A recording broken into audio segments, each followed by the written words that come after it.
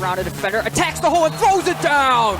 Braden Gable, nice pass on for Gregor, shot is good, and a foul. Tommy Gregor, the finger roll down low through the contact, and Gregor continues to be impressive for the Bulldogs. Comes to down low for Gortzman, turns off, blocked away by Landon Regnerus along the baseline, and he'll take it back the other way for the Bulldogs. Dump pass down low here for Grant, lets the man go by him, left hand shot, off the glass, good, and a foul. Corey Grant to the line for the Bulldogs. Starter steps back in with three, buries it, what a shot from Braden Gable. Back on top of the key, Regnerus, catch and shoot three, good, nothing but that. Landon Regnerus buries it. Left corner for Gregor, spin move with the left block, good with the right hand. Nice move down low by Tommy Gregor, going to the spin move and putting it in, we're tied. This is Grandville basketball on Michigan Game Night. And hello everyone, and welcome to Thornapple-Kellogg High School and Grandville basketball on Michigan Game Night. Most importantly, happy March. We've already reached the final regular season game of the 2019-2020 campaign, and the finale really serves as one last chance for the Bulldogs to pick up a win and build some momentum before they have their final tough test of the season, quite possibly against Zeeland East in that district opener, but a lot to look forward to that, and that game will break things down. Going forward in the districts, we'll have a little bit more of an extended Granville Scott Bates Farmers Insurance Agency pregame show tonight just for that reason. The JV game going to be finishing up a little bit late, but we're going to be able to get through, look at that game going ahead, look at all that's up next for the Bulldogs, but also look at tonight's game against Thornapple-Kellogg. My name is Nate Dreyer. Chandler's off tonight. Sorry about that, folks, so you're just stuck with me for the next couple of hours, but regardless, tonight's game is definitely one that provides an opportunity for Grandville to pick up their first win since December.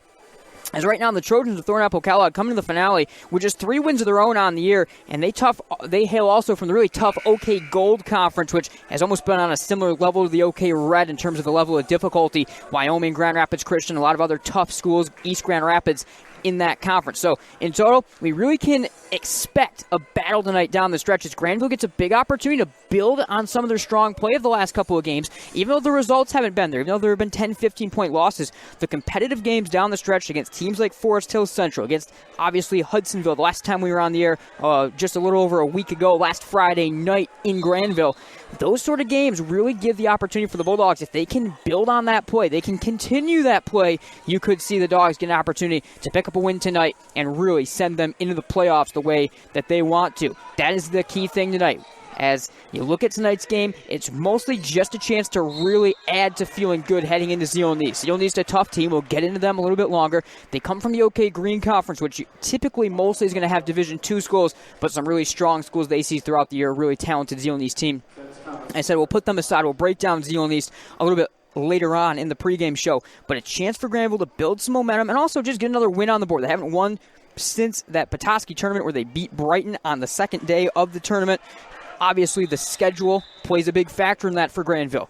You have the always difficult OK Red, which top to bottom is among the strongest conferences you're going to find, really, at sometimes even in the state, let alone just on the west side of Michigan. And then Coach Klingler went ahead this year and had a very difficult non-conference schedule, seeing Benton Harbor and Scooby Johnson, arguably the best team in the state of Michigan in Division II, and maybe one of the best teams overall in the state. Obviously, you saw Wyoming, saw Detroit Country Day, Forest Hill Central on Tuesday. So a very tough non-conference schedule as well for the Bulldogs. So they're well seasoned, even though the Dogs come in at 1-18 overall with that record, and they didn't pick up a win in the OK Red.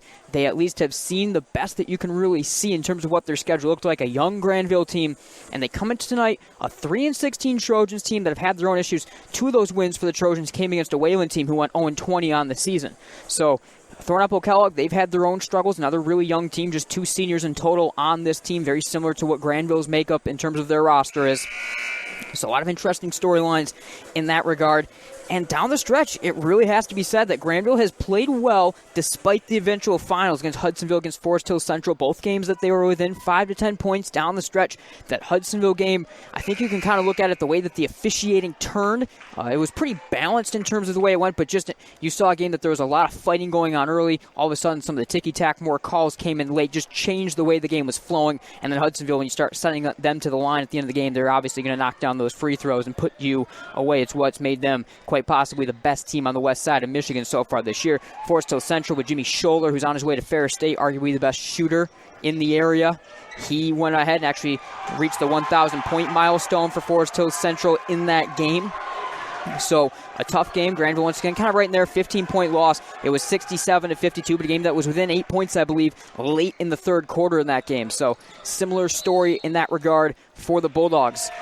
Meanwhile, I will also update you 7.5 seconds remaining in the fourth quarter of the JV game, and Thornapple-Kellogg and Grandville all tied up at 47 right now in that one. So we already were talking about a little bit of an extended Grandville Scott Bates Farmers Insurance Agency pregame show from Thornapple-Kellogg tonight, and things may get extended even more so if this game winds up going to overtime. All right, we got a lot to break down tonight here, and we're going to quick step aside before we do so. You're listening to MichiganGameNight.com from Thornapple-Kellogg High School. It's the Grandville Bulldogs basketball regular season finale here tonight on MGN. We'll be right back with some more from the Grandville Scott Bates Farmers Insurance Agency pregame show.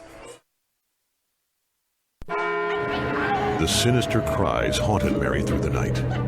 Dawn neared, and still the voice tormented her. She ran towards the safety of her car, flung open the door, and a coyote had somehow gotten locked inside. But the damaged interior was covered, thanks to Farmers Insurance. Coyote Carpool, August 1st, 2015. Talk to a farmer's agent. We know a thing or two because we've seen a thing or two. We are farmers. Bum, bum, bum, bum, bum, bum. Contact the Scott Bates Agency today, 616-531-3441. A proud supporter of MichiganGameNight.com. Can you identify your number one personal trait? The thing that you do better than most others? If not, this may be a good time to think this through. If you're really good at writing, then why use the phone? If you're great on the phone, why use email? If you have exceptional human relation skills, why sit back and let others lead? I'm Randy Hansen, president of Centennial Securities Company. Playing to our strengths is something we do very well at Centennial. And if you're already a customer, you know what I mean. If not, isn't it about time? Member SIPC and FINRA. Daniel the deer danced everywhere. He pranced through fields and jigged through rivers. Then he saw it. What a stage! A place no deer had dared dance before. The hood of a brand new car. Hey, my car! And the car was covered, thanks to Farmers Insurance. Deer Dance Floor, December 1st, 2014. Talk to a farmer's agent. We know a thing or two because we've seen a thing or two. We are farmers. Bum, bum, bum, bum, bum, bum. Contact the Scott Bates Agency today, 616-531-3441. A proud supporter of MichiganGameNight.com. Support for Michigan Game Night comes in part from Werner & Sons Roofing and Exteriors. Hi, this is Chris Werner. Werner & Sons Roofing provides services for roof repairs, roof replacements, as well as storm damage and insurance work. Specializing in asphalt shingle roofs from GAF, America's #1 shingle manufacturer, as well as metal roofs and gutters. Our phone number is 616-844-5382 or visit us online at wernerroofing.com. Werner & Sons is a proud supporter of high school sports and MichiganGameNight.com. And welcome back to Thornapple-Kellogg High School and Michigan Game Night, where we do officially have overtime in the JV game, tied at 47 after 4 quarters. So we'll extend the Grandville Scott Bates Farmers Insurance Agency pregame show just a little bit more. My name's Nate Dreyer. Once again, Chandler out tonight. He's on yet another vacation during the season. If you're listening, Chandler, obviously we could. We look forward to having you back on Monday night. He'll be here for the district game, as Grandville will be getting to host that district opener against Zeeland East as the first round of districts, with a large district for what will eventually be played at Howland High School is split between 3 different locations on Monday night. Some interesting battles all throughout the districts we'll get into a little bit more, but first, let's break this one down. Grandville visiting Thornapple-Kellogg tonight for the regular season finale. Grandville, as mentioned in the open, 1-18 overall on the season, a 3-16 record for the Trojans of TK, but a game that provides, obviously, for therefore a lot of intrigue. TK, if you thought Grandville's matchup against Zeeland East was tough enough to start the districts, poor Thornapple-Kellogg gets to see Wyoming, who obviously we saw back in December, and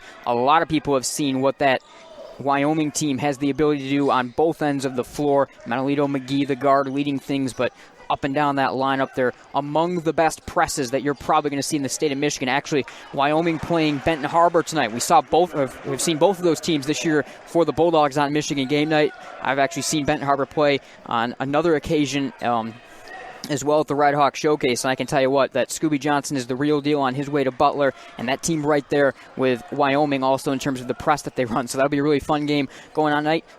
Some interesting matchups really around the area, and some interesting matchups therefore within the district as well. Zeeland East is playing Greenville. Forest Hills East is at Holland, who is on the way other side of the bracket that Grandville very likely will not see, as they each have kind of got some tough matchups before they would potentially see each other in the final. So interesting games in that regard.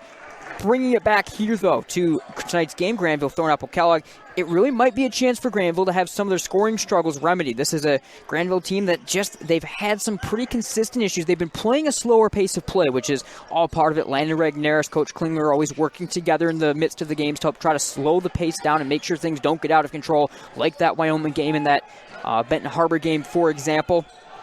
But Grandville has not reached 60 points since conference play began. The first game of 2020 against Detroit Country Day was the last time the Bulldogs hit the 60 mark. Grandville averaging just under 50 points on the year right now, 47.7 points per game. But on the other side of things, Thornapple-Kellogg right now is giving up 67.3 opponents points per game, so maybe a good opportunity for the Bulldogs to find an offensive groove tonight. Now, when you have that big of a disparity and you look at the way that Thornapple-Kellogg plays, there may also be quite a bit of pace involved in that, of Grandville trying to battle to keep the pace slower, so they may not score to that average of 67 points on the year. But Thornapple-Kellogg normally is going to try to get out and run oftentimes a little bit more. They are very active defensively with their hands, with blocks, trying to jump passing lanes and try to create turnovers and opportunities. Maybe not the level of athleticism of Wyoming or Benton Harbor when they go ahead and press, but still will be trying to create some havoc out there from time to time. So that's going to also be something to watch. The scoring could be there, possibly because of the pace of the game, but TK also can find ways to shut people down. You can't completely turn them aside. Even though they're giving up nearly 70 points per game, this is a team that really has a high motor, is one of the best ways to describe how the Trojans play. They're going to jump passing lanes, they're going to block shots. Also, you look on the other side of the floor, a lot of offensive boards and offensive putbacks come off their effort down low in that regard. So for the Bulldogs, it really is going to come down to really one of the talking points that I think Chandler and I have harped on all season long for the Bulldogs in that regard. They're going to need smart play, primarily from their ball handlers up the floor and in the half court. Whether it's Regneris or Gable or even Cucci taking the ball up the floor, it's going to have to be really smart and controlled. You can't get into trying to run up and down and pass over top of the TK defense if they look to start pressing from time to time. Like I said, I don't think we're going to quite see the Wyoming and or Benton Harbor style press out of TK, but still they'll try to get in and create some havoc, maybe in a way that East Kentwood did as well for the Bulldogs earlier this year in their couple of matchups. 51-50 right now, the minute 17 to go. TK is at the line in the JV game. They've got the lead. Now it's a 2-point lead as the free throw is good. So 2 points down for the Bulldog JV team with a minute 15 to go. We keep rolling through this Grandville Scott Bates Farmers Insurance Agency pregame show, though, here from EK tonight. Nate Dreyer with you. Chandler, as I mentioned, is off. So with that, let's just kind of start rolling through some of the rosters and some of the matchups that you're going to see tonight between these two teams. One of the first things I really like to look at is some of the interior battles and some of the forward battles in this game. And for TK, they kind of have really two opposite sides of the coins in terms of their main forward play that you're going to see. They have the 6'7 junior Cole Shoebridge along with the 6'6 junior Austin Van Elst. And Van Elst, while he's a little bit smaller than Shoebridge, he will be expected maybe to play a little bit more of the traditional back-to-the-basket center role. So matched up in that regard against Corey Grant, they've got identical 6'6" size in that regard. Shoebridge versus Regneris could be a very interesting matchup because, once again, similar players, more of a stretch four sort of role. They both can handle the ball a little bit. Shoebridge is a really dangerous shooter, very long and athletic player, also blocks shots well. He had 29 points going back to December in TK's main rivalry game of the year versus Hastings every year. He had 29 points to lead the way. That's his season high. That's kind of been the high watermark for this team's offense. That they've had some struggles as well, just under 50 points per game at 49.2 a game out of Thornapple-Kellogg on the season, so right along the Bulldogs with that regard. So interesting up front. You have really what should be some head-to-head matchup. Shoebridge versus Regneris, handling the ball, more of that stretch four, step it out and hit a shot as out of the big men, and then inside Van Elst versus Grant. I think Van Elst going to be a little bit more of a traditional shot blocker, back to the basket power guy inside, versus we obviously know that Corey Grant is not afraid to get out on the perimeter in that 4-1 motion offense and start working the offense, getting to the top of the key, knocking down some threes if he can get some open looks. So interesting if the Bulldogs can maybe stretch Van Elst out of his comfort zone defensively, having to come out and play Corey Grant. Another matchup in this game is going to be the matchup of kind of your likely main ball handlers. Alex Bonema is a 5'6" junior for Thornapple-Kellogg, and then obviously Braden Gable, the 6'2" sophomore for the Bulldogs. We've seen Gable the last couple of weeks. His scoring has actually decreased a little bit for the Bulldogs as he's taking on more and more of a ball handling role. He'll be matched up against Bonema, who's a smaller guard, so a big size advantage, about 7-8 inches going to Braden Gable between the two of them. But Bonema, active hands defender, he's going to shoot and score a little bit as well. But that'll be interesting. Bonema, very active defensively. That's going to continue to be a talking point up and down this Trojans team as they try to be very opportunistic defensively in how they get at things. So Braden Gable, young sophomore guard, going to have to try to handle that pressure that'll be on him all game long, very likely from Alex Bonema, the junior guard for Thornapple-Kellogg. And lastly, you've got shooters on each side. Noah Daly is a 5'11" junior guard for Thornapple-Kellogg, and Tommy Gregor, the 6'3" junior for Grandville. I mean, you don't really need to get into it for Gregor, how great he has been for the Bulldogs down the stretch. Look at his last couple of games. He had 19 points the last time we were on there against Hudsonville. He had 16 points in that struggle of a game against Caledonia. Really was able to keep it close with 14 in the first half in that game. Really led the way. Had 18 points against East Kentwood. Inside and out, Gregor continues to develop as a scorer because even when the shooting touch is not there, if you look at last year when he came up as a sophomore, if the three-point shot was not there for Tommy, sometimes the scoring would also not be there. But Gregor has been really good getting inside, cutting to the basket, sometimes even turning the back to the basket and finding some post-scoring moves. So Gregor, a big offensive threat. And on the other side, the shooter, Noah Daly, that's going to be the main thing you're going to see out of him. Very likely their number one option. He's going to play on and off the ball. He's going to share the ball handling roles you'd expect quite a bit with Alex Bonema, but he can get the catch and shoot threes to go. Just very dangerous in that regard. So watch out for Nolan Daly, 5'11" junior guard for Thornapple-Kellogg, matching up against Tommy Gregor. So that's, I think, the interesting thing about this game tonight is you've got all those matchups. You got the inside post players. You've got the stretch fours. You've got the ball handlers, a little bit more defensive style guys, and then you obviously have got the shooters as well. And we also just now have a final. Grandville will get a late bucket and take a 53-52 win out of the JV game against TK. A great game down the stretch in overtime for the Bulldogs. So now we're going to be just over 20 minutes away from tip-off here tonight from TK. So we're going to take another quick break here from Thornapple-Kellogg. When we come back on the Grandville Scott Bates Farmers Insurance Agency pregame show, we're going to start to look around the district, preview what's coming up first for the Bulldogs against Zeeland East. We'll look at the rest of the district battles, some of what's going on tonight and what happened on Tuesday night around the district battle. We can now finally turn away from that OK Red battle. Hudsonville able to walk away and win the OK Red uncontested and unbeaten this year, but a very interesting district featuring Hudsonville still in that regard, but a lot of fun storylines heading into that Division I District 11 district at Holland High School in the Dutch Dome, which is always a fun place to go. Obviously, Coach Klingler, a alum of Holland High School, played there for the Dutch. So should be a fun game. We're going to quick step aside here on the Grandville Scott Bates Farmers Insurance Agency pregame show, and we'll be right back. I'm Randy Hansen, president of Centennial Securities. I've heard it said that professional coaches measure success in rings, college coaches measure success in championships, and high school coaches measure it in titles. But youth coaches measure success in smiles. At Centennial Securities, we're like the youth coach. Our success is measured by the smiles on the faces of our satisfied clients. If you're a Centennial Securities customer, you know what I mean. If you're not, isn't it about time? Member SIPC and FINRA. I'm Randy Hansen, president of Centennial Securities. I've heard it said that professional coaches measure success in rings, college coaches measure success in championships, and high school coaches measure it in titles. But youth coaches measure success in smiles. At Centennial Securities, we're like the youth coach. Our success is measured by the smiles on the faces of our satisfied clients.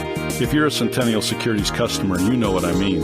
If you're not, isn't it about time? Member SIPC and FINRA. The only thing better than Friday Night Football is saving money. If you're in the market to purchase a new home or refinance your existing home, don't fumble the ball. Let the team at MI Mutual Mortgage help. Call 616-888-6222. We have a complete playbook of loan programs and we'll find the right mortgage for you. Serving Michigan communities for over 25 years, locally owned and operated, equal housing lender. We're located at 4595 Broadmoor Avenue Southeast, or you can find us on the web at mimutualgr.com. MI Mutual Mortgage, 616-888-6222. Think bigger. Expect more. The sinister cries haunted Mary through the night. Dawn neared, and still the voice tormented her. She ran towards the safety of her car, flung open the door, and a coyote had somehow gotten locked inside. But the damaged interior was covered thanks to Farmers Insurance. Coyote Carpool, August 1st, 2015. Talk to a farmer's agent. We know a thing or two because we've seen a thing or two. We are farmers. Bum, bum, bum, bum, bum, bum. Contact the Scott Bates Agency today, 616-531-3441. A proud supporter of MichiganGameNight.com. Business and sports have a lot in common. Members of a team need to stay focused on their goal of preparing for the game and winning the contest. Here at Centennial Securities Company, we work along the same lines. Every day we prepare to win, except that our win is the level of satisfaction and service that we provide our clients. It's an excellent game plan and one that we play by for the entire season. If you're a Centennial Securities customer, you know what I mean. If you're not, isn't it about time? Member SIPC and FINRA. Above the Influence, it's lifestyle. It's about being yourself and not letting negative influences get to you. Pressure to drink, do drugs, or do anything that goes against who you are in order to fit in. That's negative influence. It's another school year and it's time for hanging out with friends and having fun. Just remember, you can have fun without drugs and alcohol. Truth is, the majority of teens in Kent County are like you and choose not to use drugs or alcohol. Above the Influence. More than just a catchy slogan, it's a lifestyle.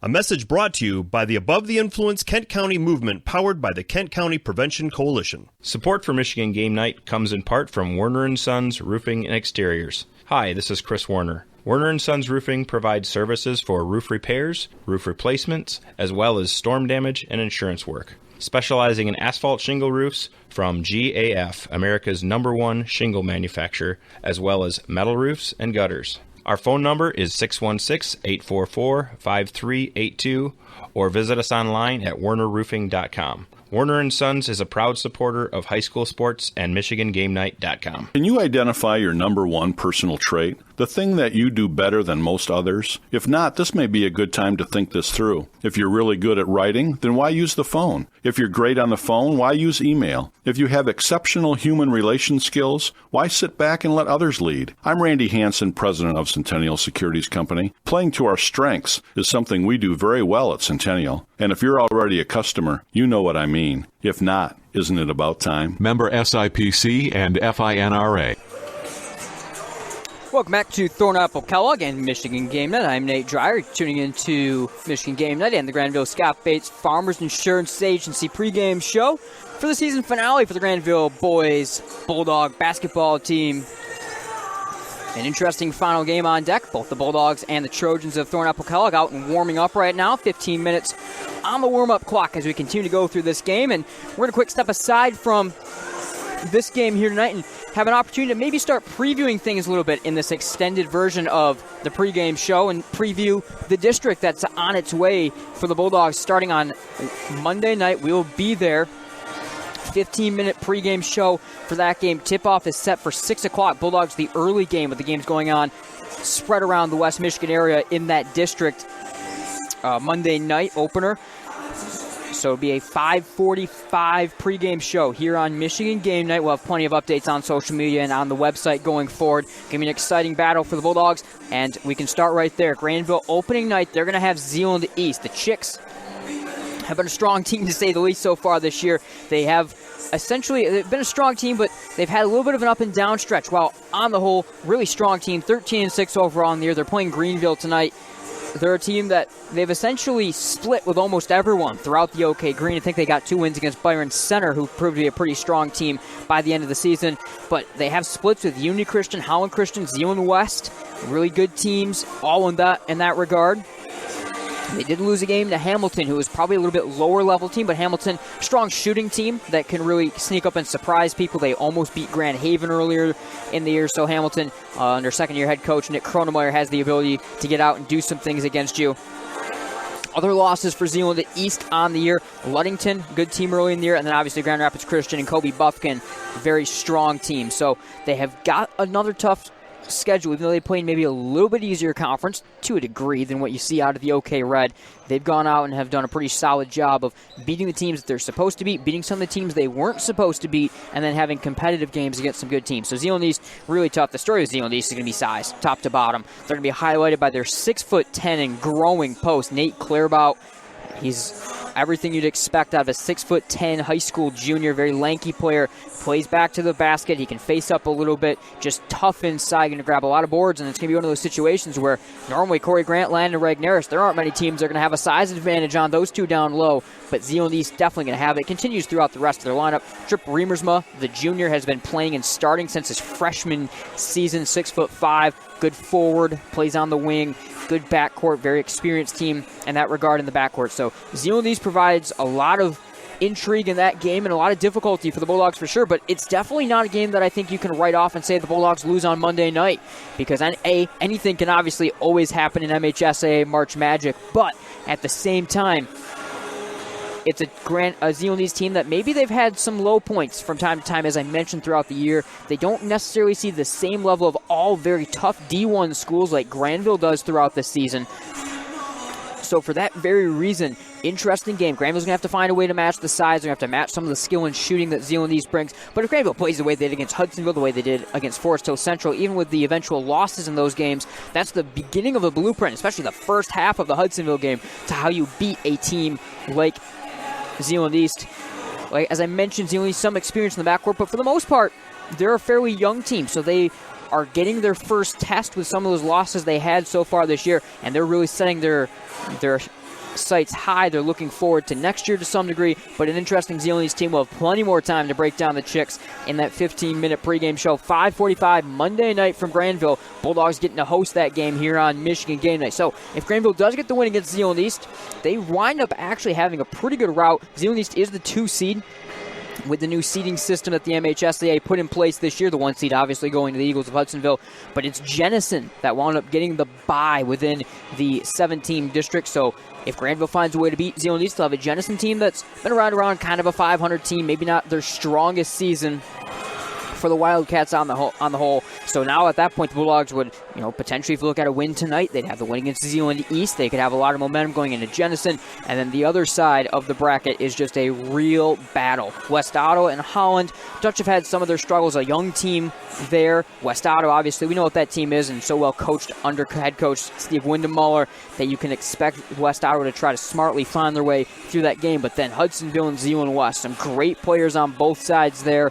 Quite obviously, we know what Hudsonville can do. Seen them a couple times this year. The Bulldogs here on Michigan Game Night. Zeeland West, though, a strong team, always very similar to Zeeland East in terms of the talent that they'll obviously have year in, year out. And they're going to be a similar team, a little bit less size, maybe a little bit more guard-oriented, but they've got some of the same big wins that Zeeland East pulled off. So a very tough road for Hudsonville that very likely they're going to have to look at a underrated Zeeland West team. They're going to have to look at a West Ottawa team that quite nearly beat them a couple of weeks back in their first matchup of the year back in January, and then quite possibly whoever winds up coming out of the other side of the bracket will have quite a bit of momentum. All the talent and size there for Zeeland East. Grandville has seen them twice. They've played close to them twice, obviously, to that regard as well. So interesting matchups going on throughout this Division I District 11 matchup. Second and third rounds will be taking place at Holland High School, the Dutch Dome, one of the coolest areas or coolest locations you can have a basketball game on this west side of Michigan. So a fun district going ahead for the Bulldogs. Monday night, 5:45, we will be on the air. Grandville opening up the district, however, at home against Zeeland East. We'll be right here on Michigan Game Night. Chandler will be back alongside me for that game.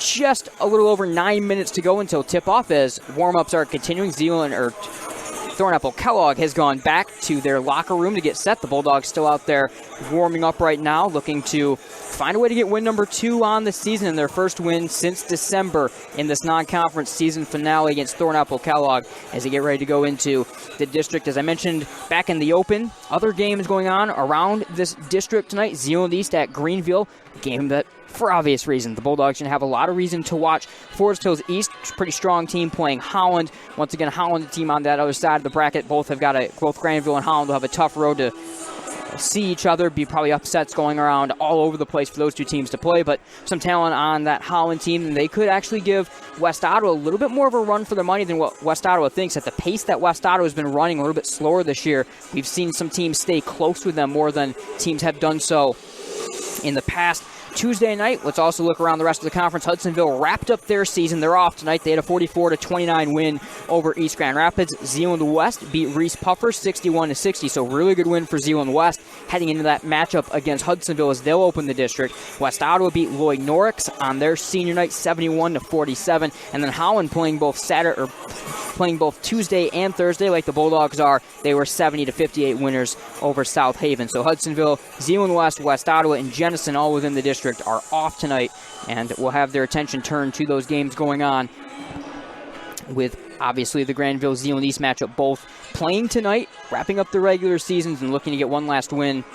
And they're both doing so on the road with quite the trips for each team. Grandville coming all the way out here to Middleville, Thornapple-Kellogg, and all the way to Greenville for Zeeland West. 7.5 minutes to go before the opening tip-off. Thornapple-Kellogg coming back out on the floor as they will continue their warm-up.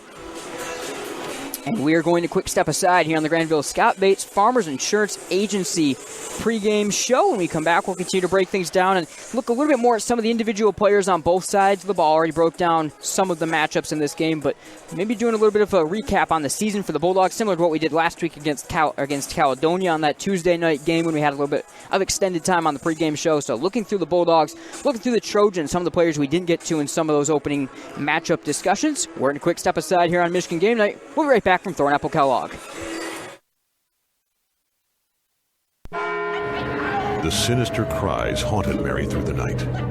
Dawn neared, and still the voice tormented her. She ran towards the safety of her car, flung open the door, and a coyote had somehow gotten locked inside. But the damaged interior was covered, thanks to Farmers Insurance. Coyote Carpool, August 1st, 2015. Talk to a farmer's agent. We know a thing or two because we've seen a thing or two. We are farmers. Bum, bum, bum, bum, bum, bum. Contact the Scott Bates Agency today, 616-531-3441. A proud supporter of MichiganGameNight.com. Can you identify your number one personal trait? The thing that you do better than most others? If not, this may be a good time to think this through. If you're really good at writing, then why use the phone? If you're great on the phone, why use email? If you have exceptional human relation skills, why sit back and let others lead? I'm Randy Hansen, president of Centennial Securities Company. Playing to our strengths is something we do very well at Centennial. And if you're already a customer, you know what I mean. If not, isn't it about time? Member SIPC and FINRA. Support for Michigan Game Night comes in part from Werner & Sons Roofing and Exteriors. Hi, this is Chris Warner. Werner & Sons Roofing provides services for roof repairs, roof replacements, as well as storm damage and insurance work. Specializing in asphalt shingle roofs from GAF, America's #1 shingle manufacturer, as well as metal roofs and gutters. Our phone number is 616-844-5382, or visit us online at wernerroofing.com. Werner & Sons is a proud supporter of high school sports and MichiganGameNight.com. Daniel the deer danced everywhere. He pranced through fields and jigged through rivers. Then he saw it. What a stage! A place no deer had dared dance before. The hood of a brand new car. My car! And the car was covered, thanks to Farmers Insurance. Deer Dance Floor, December 1st, 2014. Talk to a farmer's agent. We know a thing or two because we've seen a thing or two. We are farmers. Bum, bum, bum, bum, bum, bum. Contact the Scott Bates Agency today, 616-531-3441. A proud supporter of MichiganGameNight.com. Business and sports have a lot in common. Members of a team need to stay focused on their goal of preparing for the game and winning the contest. Here at Centennial Securities Company, we work along the same lines. Every day we prepare to win, except that our win is the level of satisfaction and service that we provide our clients. It's an excellent game plan, and one that we play by for the entire season. If you're a Centennial Securities customer, you know what I mean. If you're not, isn't it about time? Member SIPC and FINRA. Support for Michigan Game Night comes in part from Werner & Sons Roofing and Exteriors. Hi, this is Chris Warner. Werner & Sons Roofing provides services for roof repairs, roof replacements, as well as storm damage and insurance work. Specializing in asphalt shingle roofs from GAF, America's #1 shingle manufacturer, as well as metal roofs and gutters. Our phone number is 616-844-5382, or visit us online at wernerroofing.com. Werner & Sons is a proud supporter of high school sports and MichiganGameNight.com. The only thing better than Friday Night Football is saving money. If you're in the market to purchase a new home or refinance your existing home, don't fumble the ball. Let the team at MI Mutual Mortgage help. Call 616-888-6222. We have a complete playbook of loan programs and will find the right mortgage for you. Serving Michigan communities for over 25 years, locally owned and operated, equal housing lender. We're located at 4595 Broadmoor Avenue Avenue Southeast, or you can find us on the web at mimutualgr.com. MI Mutual Mortgage, 616-888-6222. Think bigger. Expect more. Welcome back to the Grandville Scott Bates Farmers Insurance Agency pregame show here on Michigan Game Night. I'm Nate Dreyer from Thornapple-Kellogg High School tonight, getting ready for Bulldog Boys season finale here on MGN. Taking on the TK Trojans. Thornapple-Kellogg hailing out of the OK Gold Division, 2-10 within that division and 3-16 overall on the year. And for head coach Josh Thaler's squad, they're coming off a loss against East Grand Rapids on last Friday night as they closed out their conference play. They lost that game 50-43. They're 0-5 in their last 5, and they've lost 6 straight. So a team that also is scuffling a little bit to the same degree as the Bulldogs. Talked about, obviously, another tough conference in the OK Gold, right on par with the OK Red in a lot of regards in terms of some of the talent, some of the teams that are there. East Grand Rapids, who they lost to in a pretty tight game on Friday, sometimes gets overlooked with the teams like Wyoming and Grand Rapids Christian, but they have an ability to beat some people and play some interesting games down the stretch. So we mentioned we're going to look through a couple more players. Maybe we didn't get to a few segments ago for Thornapple-Kellogg. Levi Vanderhyde, the junior wing, very lanky player at that position. He's also a strong shooter, inside-out player. Going to just match more of the Thornapple-Kellogg identity of guys that have high motors. They play well on both ends of the floor. They can all shoot a little bit, and he also adds some good length. So Grandville not going to necessarily have a great size advantage in this game, as both teams have got some pretty athletic, long guys. Regnerus, Grant for the Bulldogs. We matched up with guys like Vanderhyde, Elst, and Cole Shoebridge for Thornapple-Kellogg. TK team, we'll see how deep they go off the bench. They've got a couple of good guards that normally will come on and get some playing time. The senior guard, Carter Stahl, Caden Pratt, Nate Jansma, all will come on off the bench and play some. We'll see how deep they're willing to go. We've seen Coach Klingler for the Bulldogs go deeper and deeper in the last couple of weeks. Hudsonville, I think, was one of the most telling games as an Eagles team that's normally known under Coach Elliott of going very deep throughout the season, and they've got the depth to do so. They only wanted to go 7 or 8 deep throughout that game, while Coach Klingler, by the end of the early part of the second quarter, had already gone about 9-10 deep into his rotation. Obviously, Grant, Gable, Cucci, Gregor Regnerus, the starting lineup, but guys like Dukeshire hit a 3, contributed well. We've seen Dawson Kriska come in defensively at times. Kyle Riddle's done a good job the last couple weeks. Brewer, Bryant, up and down the lineup. The Bulldogs are going to have to probably go deep. They have an ability, therefore, to maybe play a little bit more up-tempo in that regard. So a lot to look forward to. National Anthem on deck, so we're going to quick step aside here. Thank you for tuning in to Michigan Game Night and the Grandville Scott Bates Farmers Insurance Agency pregame show. When we come back, we finally got basketball. It's the Grandville season finale here tonight at Thornapple-Kellogg.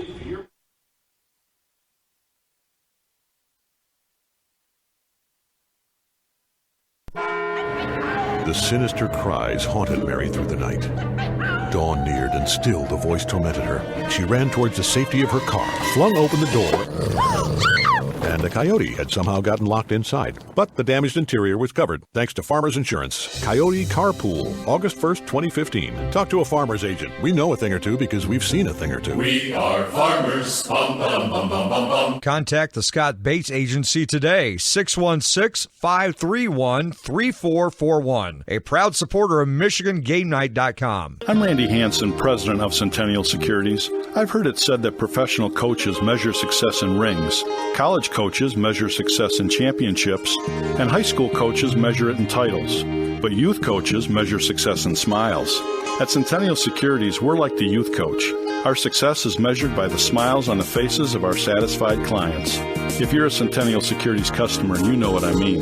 If you're not, isn't it about time? Member SIPC and FINRA. The only thing better than Friday Night Football is saving money. If you're in the market to purchase a new home or refinance your existing home, don't fumble the ball. Let the team at MI Mutual Mortgage help. Call 616-888-6222. We have a complete playbook of loan programs and will find the right mortgage for you. Serving Michigan communities for over 25 years, locally owned and operated, equal housing lender. We're located at 4595 Broadmoor Avenue Southeast, or you can find us on the web at mimutualgr.com. MI Mutual Mortgage, 616-888-6222. Think bigger. Expect more. Support for Michigan Game Night comes in part from Werner & Sons Roofing and Exteriors. Hi, this is Chris Warner. Werner & Sons Roofing provides services for roof repairs, roof replacements, as well as storm damage and insurance work. specializing in asphalt shingle roofs from GAF, America's #1 shingle manufacturer, as well as metal roofs and gutters. Our phone number is 616-844-5382, or visit us online at wernerroofing.com. Werner & Sons is a proud supporter of high school sports and MichiganGameNight.com. The only thing better than Friday Night Football is saving money. If you're in the market to purchase a new home or refinance your existing home, don't fumble the ball. Let the team at MI Mutual Mortgage help. Call 616-888-6222. We have a complete playbook of loan programs and will find the right mortgage for you. Serving Michigan communities for over 25 years, locally owned and operated, equal housing lender. We're located at 4595 Broadmoor Avenue Southeast, or you can find us on the web at mimutualgr.com. MI Mutual Mortgage, 616-888-6222. Think bigger. Expect more. Daniel the deer danced everywhere. He pranced through fields and jigged through rivers. Then he saw it. What a stage! A place no deer had dared dance before. The hood of a brand new car. Hey, my car! And the car was covered, thanks to Farmers Insurance. Deer Dance Floor, December 1st, 2014. Talk to a farmer's agent. We know a thing or two because we've seen a thing or two. We are farmers. Bum, bum, bum, bum, bum, bum. Contact the Scott Bates Agency today, 616-531-3441. A proud supporter of MichiganGameNight.com. Can you identify your #1 personal trait? The thing that you do better than most others? If not, this may be a good time to think this through. If you're really good at writing, then why use the phone? If you're great on the phone, why use email? If you have exceptional human relation skills, why sit back and let others lead? I'm Randy Hansen, president of Centennial Securities Company. Playing to our strengths is something we do very well at Centennial. And if you're already a customer, you know what I mean. If not, isn't it about time? Member SIPC and FINRA. Support for Michigan Game Night comes in part from Werner & Sons Roofing and Exteriors. Hi, this is Chris Warner. Werner & Sons Roofing provides services for roof repairs, roof replacements, as well as storm damage and insurance work. Specializing in asphalt shingle roofs from GAF, America's #1 shingle manufacturer, as well as metal roofs and gutters. Our phone number is 616-844-5382, or visit us online at wernerroofing.com. Werner & Sons is a proud supporter of high school sports and MichiganGameNight.com. The only thing better than Friday Night Football is saving money. If you're in the market to purchase a new home or refinance your existing home, don't fumble the ball. Let the team at MI Mutual Mortgage help. Call 616-888-6222. We have a complete playbook of loan programs and will find the right mortgage for you. Serving Michigan communities for over 25 years, locally owned and operated, equal housing lender. We're located at 4595 Broadmoor Avenue Southeast, or you can find us on the web at mimutualgr.com. MI Mutual Mortgage, 616-888-6222. Think bigger. Expect more. The sinister cries haunted Mary through the night. Dawn neared, and still the voice tormented her. She ran towards the safety of her car, flung open the door, and a coyote had somehow gotten locked inside. But the damaged interior was covered, thanks to Farmers Insurance. Coyote Carpool, August 1st, 2015. Talk to a farmer's agent. We know a thing or two because we've seen a thing or two. We are farmers. Bum, bum, bum, bum, bum, bum. Contact the Scott Bates Agency today, 616-531-3441. A proud supporter of MichiganGameNight.com. And welcome back here to Thornapple-Kellogg. Just about ready to get this one underway. Some extended pregame ceremonies as it's senior night honoring Colson Brummel and Nate Jansma. They will be in the starting lineup tonight for Thornapple-Kellogg, along with the junior forward Cole Shoebridge, the junior guard Nolan Daly, and the senior Austin Van Elst. The Bulldogs are their same lineup we've normally seen: Regneris, Gregwer, Cucci, Gable, and Grant actually going to be out of the lineup tonight. Beg your pardon. Kyle Riddle comes on in his place. So Corey Grant coming off the bench. Quick correction. The ball is up, and it's won back by the Trojans, and we're underway. Left to right, they'll walk it up. Trojans in the home white uniforms, black numbers, black and orange trimming. Bulldogs in the road maroons. A long three from the right wing from Brummel from 24 feet. Bangs off the iron, no good. Rebound taken right to left by Kyle Riddle. He tries to work his way up the floor, and he is fouled by Nate Jansma. 7:47 to go in the first quarter. No score early. And an embrace and a hug between Brummel and Jansma, the only two seniors on this team. Jansma also goes over to Coach Thaler for a quick hug, and he will leave the floor as Levi Vanderhyde will come on in his place. So he got the playing time, he got the start. Cool moment for the Trojans here on senior night. And Riddle will be running the point for the Bulldogs to the left wing for Tommy Gregor. Gregor, right-hand dribble, backs it out to the volleyball spike line. Picks up the dribble. Defense being applied and drops a pass to the free throw line. Spinning Regneris, right-hand finish, good, nothing but net. Nice move down low, and a foul called as well after the basket. Foul going to be on Nate Jansma, the senior guard, as he went down. And they're going to actually call it a shooting foul, and that's going to send Regneris to the line. So a late foul call comes in against Jansma. That's his second foul, as he had that earlier foul, and already 2 against the team.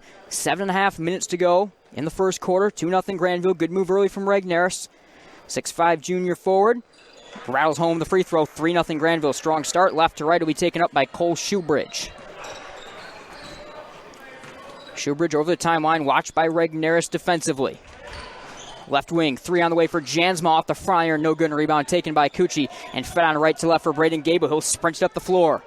Road maroon uniforms for Gable. Black numbers, white edging around the numbers. Extra pass, left corner for Regneris. Dumps it down low to Gregor. Turns the back, 1 dribble, and a right-hand finish. Nothing but net good. In motion with the little short shot.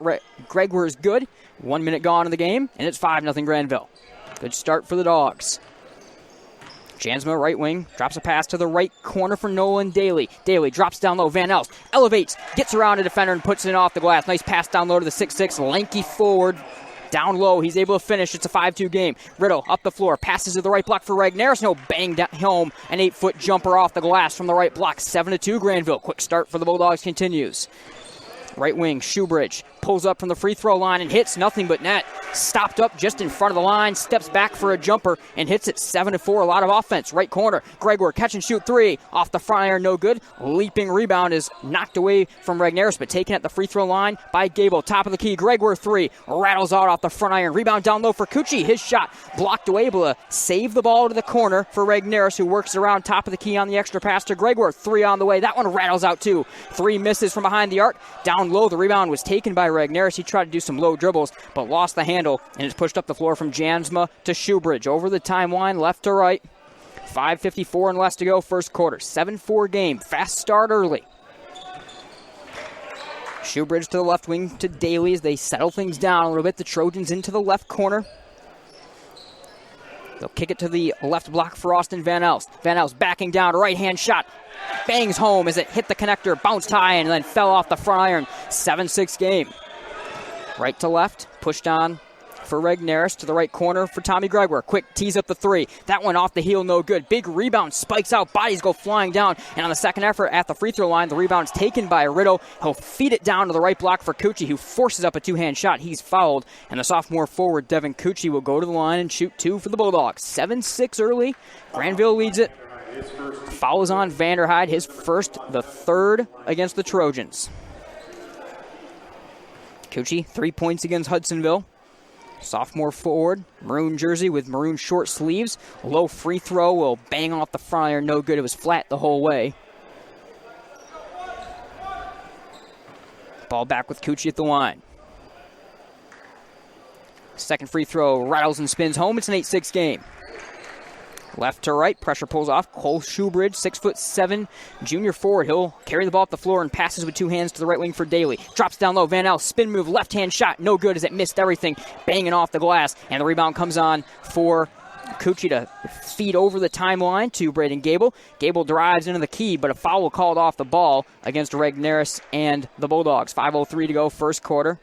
Actually, I beg your pardon, they're going to call the foul against the Trojans. It was Regneris battling with Nolan Daly, and the foul is on the junior guard for the Trojans, Daly. That's the first on him and the fourth against the Trojans. 5 minutes to go in the first quarter. 8-6 Grandville lead. Top of the key, Cucci. Head fake, drives the lane, right corner, catch and shoot 3. Regneris all alone. Bangs off the front iron, no good. And a second rebound is forced off the glass and played up the floor from Shoebridge for the senior, Nate Jansma. Drops for Daly, top of the key. Picks up the dribble at the free throw line, turns, fade away, jumper, no good. And the rebound taken by Gregor right to left for the Dogs.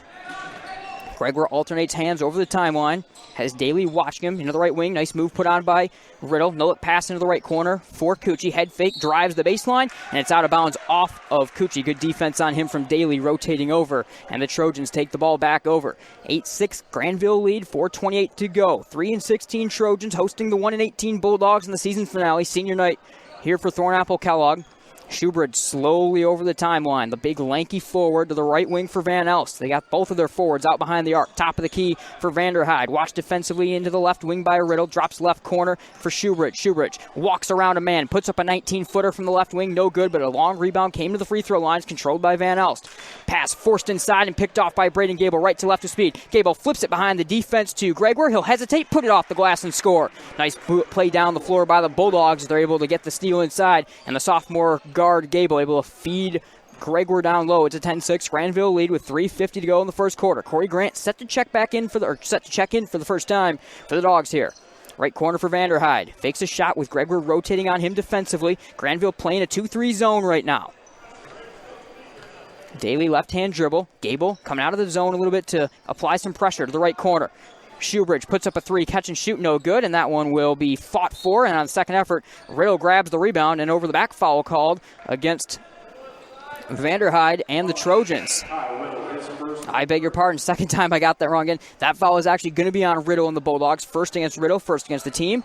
Corey Grant comes on the floor along with Cooper Bryant as Gregor and Riddle will each take a seat. So underneath the offensive hoop, Trojans keep it. Flip pass inbound to the free throw line for Van Elst. Working inside on Grant. A right-hand shot, no good. Good defense going straight up by Grant to knock the shot away. And right to left, Gable's got it up the floor. Gable, head fake, big, wide crossover move, drops to the free throw line for Cucci. They'll work it around. Extra pass to the right corner for Regneris. His three is off the mark as it bangs off the connector. Rebound taken from Vanderheide and pushed up the left side of the floor for Shoebridge. Shoebridge lost the handle. Ball bounces off of Regneris' foot. Taken out the left block by Van Elst. He'll spin and lay a left-hand shot in off the glass. Coach Klingler not happy with the defensive effort down low by the Bulldogs. It's an 8-10 game. Grandville leading. Thornapple-Kellogg here from TK tonight. 2:50 to go. First quarter. Left corner, Cucci to the free throw line for Grant. Hesitates, picks up the dribble in the key. Now he spins with a double team on him. Try to feed a pass to the corner, but it's tipped away and stolen by Van Elst and pushed down for Shoebridge left to right. Cole Shoebridge, 6'7" forward. Dumps a pass down low for Vanderheide on a high jump. Turns the back. Right-hand shot over top of Cooper Bryant is good off the glass. We're tied at 10. 2.5 to go. Vanderheide using the length inside, top of the key. Bryant thought about the three, fakes, feeds it left corner. Cucci, catch and shoot three. The sophomore, a low driving shot, bangs off the iron, no good. And Shoebridge has got the rebound for the Trojans. Flips it over the timeline for Van Elst. Van Elst, 6'6" forward, drives the lane, Euro stepping, though they'll feed it around, extra pass to the left, or top of the key for Shoebridge. Shoebridge walks inside, floater from 8 feet, falls as it got a soft touch off the front iron. 12-10. Thornapple-Kellogg has got their first lead with 2 minutes to go in the first quarter. Bryant in the left corner, feeds it down low for Cucci. That ball spiked up hard, hit the bottom of the backboard and fed out to the half-court line where it's taken by Shoebridge. Shoebridge drives all the way inside, took the body to Gable, who went down thinking he drew the offensive foul, but instead it goes off the glass, good for Shoebridge. It's a 14-10 lead for Thornapple-Kellogg. Left wing, Cucci feeds to the free throw line for Gable. Gable turns around to the 15-footer and spins it home. Nice shot as he's able to find some space on the turnaround and hit it. 14-12 game. Pretty strong effort so far from Braden Gable in this one. Making some good plays. Right wing catch and shoot three. Daly off the heel, no good. He had a whole bunch of space to shoot that one. Cucci, nice effort to spike the rebound up, jump to keep it in bounds as he fed it on for Gable. Right to left, minute 17 to go, first quarter. 14-12 game. Gable to the free throw line, Regneris. One dribble, turns, 18-footer, good. Nice job in rhythm, moving to the right side. Landon Regneris spins home the jumper. It's a 14-all game with a minute 4 to go. Shoebridge and the Trojans. Floated pass on for Daly. He'll take it over the timeline. Watched the whole way by Cooper Bryant. To the left side again for Shoebridge. Tries to feed one down low. Spiked away by Regneris, but it bounces into the corner for Jansma. Feeds top of the key for Daly. Quick pass. They go to the extra pass from Van Elst to the right block. Where off the glass, the shot is good from Levi Vanderheide. They worked it top of the key to the left block and then whipped it on to Vanderheide, who finishes 16-14. Cucci drives the lane. Gets inside. Took the body. Shot is good. And the foul. Nice effort from Devin Cucci driving the lane. Flips up an underhand shot off the glass. Is good. And he'll get a chance to give the Bulldogs the lead back in a 16-all game. That's the 15th foul against the Trojans and the first foul against Van Elst. Jansma and Van Elst will each go to the bench. Caden Pratt, the junior guard, on. And the free throw for Cucci is too strong off the heel. Rebound fought over and taken by Shoebridge left to right. Alex Bonema, junior guard, talked about him a little bit in the pregame show, is on the floor for the first time. A little bit different rotation on senior night for the Trojans. Final 25 seconds of the first quarter, 16 all, high-paced game. Right corner, Caden Pratt. They'll feed it around, running a bit of a four corners offense. Defense being applied from Cooper Bryant, and it's a kick ball as he got his foot out to interrupt the passing lanes. They're trying to feed it over for Shoebridge. Cucci will take a seat after his strong basket a few moments ago, as Zach Summers will come on in his place.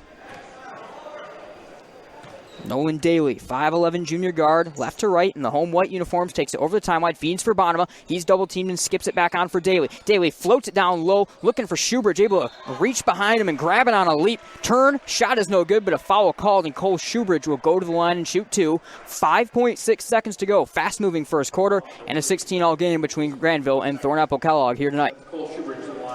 Fouls on Gable, his first, team second.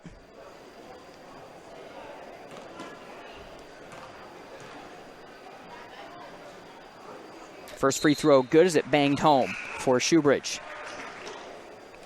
Nathan Hildebrand, junior forward, will check on the floor here as Daly will take his first seat for the Trojans today. Free throw rattles out hard. Rebound taken by Grant. Bulldogs have got 5 seconds right to left to push up the floor. Gable, high pass, left corner. Turn shot. Bryant off the front iron. No good. They whipped it into the corner. Bryant turned to the three. Can't knock it down, and that gets us to the end of this fast-moving first quarter. 1 point Trojan lead. 17-16. Thornapple-Kellogg leading Grandville. We'll be right back here from Thornapple-Kellogg High School.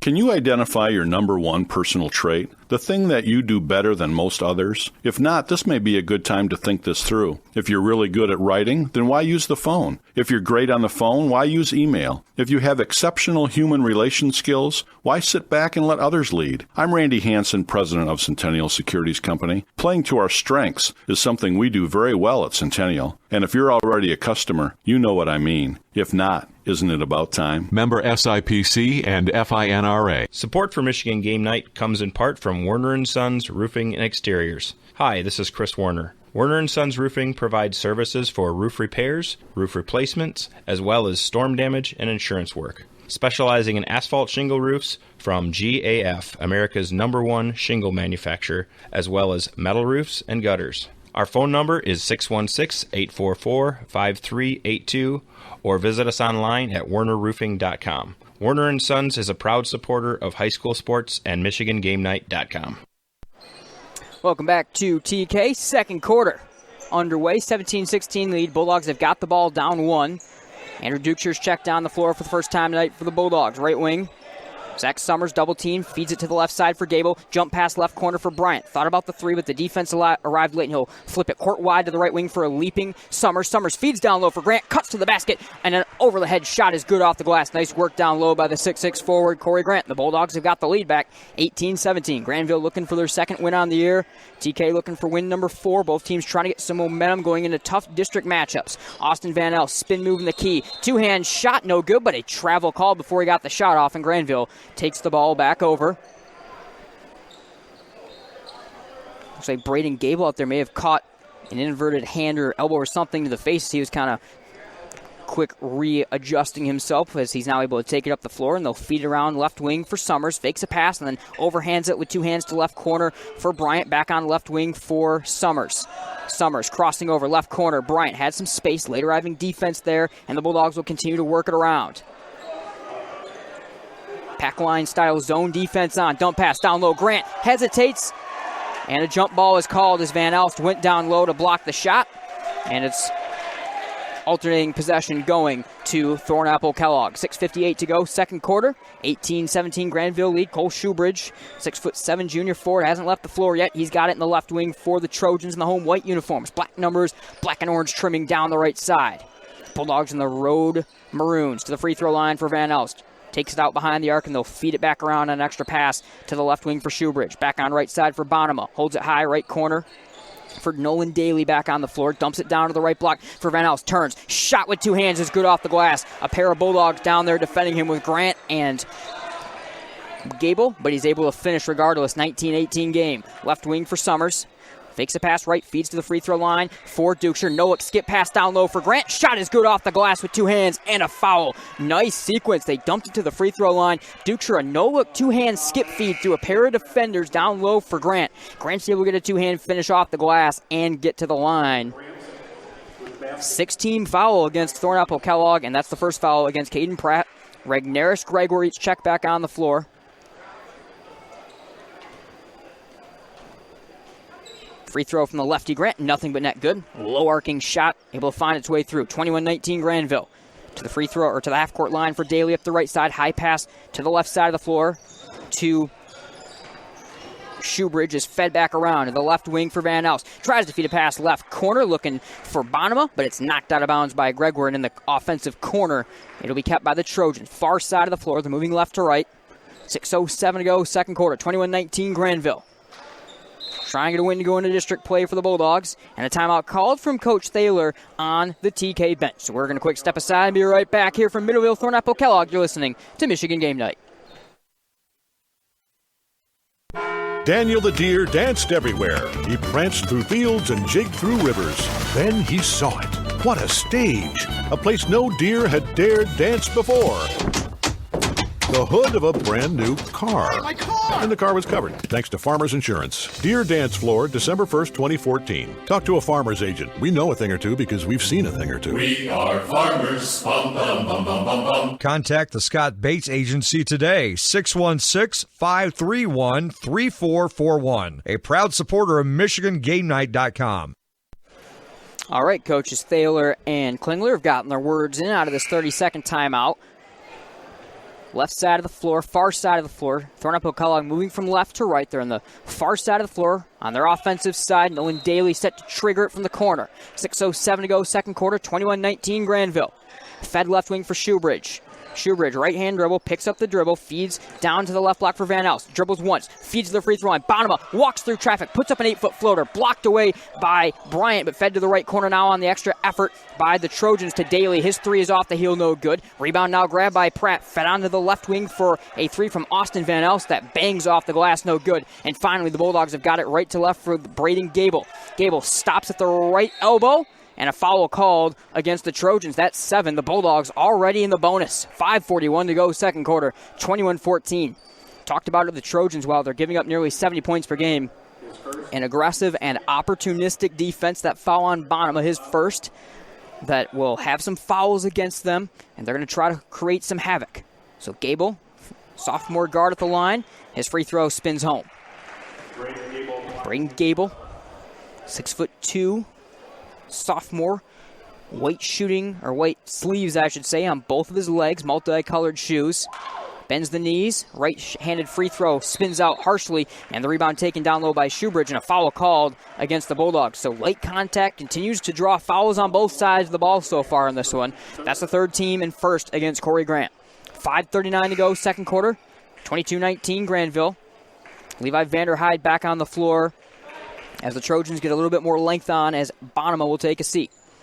Bryant out defensively in the backcourt to pressure. Shoebridge feeds it over the timeline to the right side for Daly. Whips it back along for a jumping Shoebridge. Shoebridge back on right side for Daly. Floats it across the arc to Shoebridge. Feeds down low for Vanderhyde. Vanderhyde clutches from the right block and bangs one off the glass. No good. Rebound secured through a pair of Trojans by Grant and pushed on for Braden Gable. Behind the back dribble to stop. Left wing for Bryant. Back on top of the key for Gable. Gable, two-hand pass to the right side, grabbed nicely by Grant. Grant head fake, drives, left corner, catch and shoot three from Regneris, no good, and a leaping rebound taken by Caden Pratt and pushed on up the right side of the floor. Daly hesitates, works his way through the lane, left-hand shot down low is good. Nice move inside from Nolan Daly, the junior guard, weaved through traffic, able to snake through, find a lane, and finish off the glass with the left hand. 22-21, Grandville a 1-point lead, just under 5 minutes to go in the first half. Cooper Bryant, left wing, with a right-hand dribble, picks it up and feeds left corner for Tommy Gregor. Gregor works baseline, took it to the rack, and it's blocked away from the high elevation by Austin Van Elst and taken left to right by Daly. Daly all the way to the rack. Bryant tried to get the charge. Second effort down low from Van Elst, no good. And the rebound taken by Gregor, right to left with speed. Gregor hesitates. Right-hand shot will not fall, but a travel called as he was trying to gather the contact and put the shot up. Thornapple-Kellogg takes back over. 4:23 to go, second quarter. 22-21 Grandville lead. Been a high-paced game. Nate Jansma, the senior who was honored here on senior night, back on the floor for the Trojans. And Kyle Riddle, so number 10 for each team, back on the floor. Gable takes a seat for the Bulldogs. Pratt takes a seat for the Trojans. Left to right, home white uniforms. Cole Shoebridge, 6'7" forward.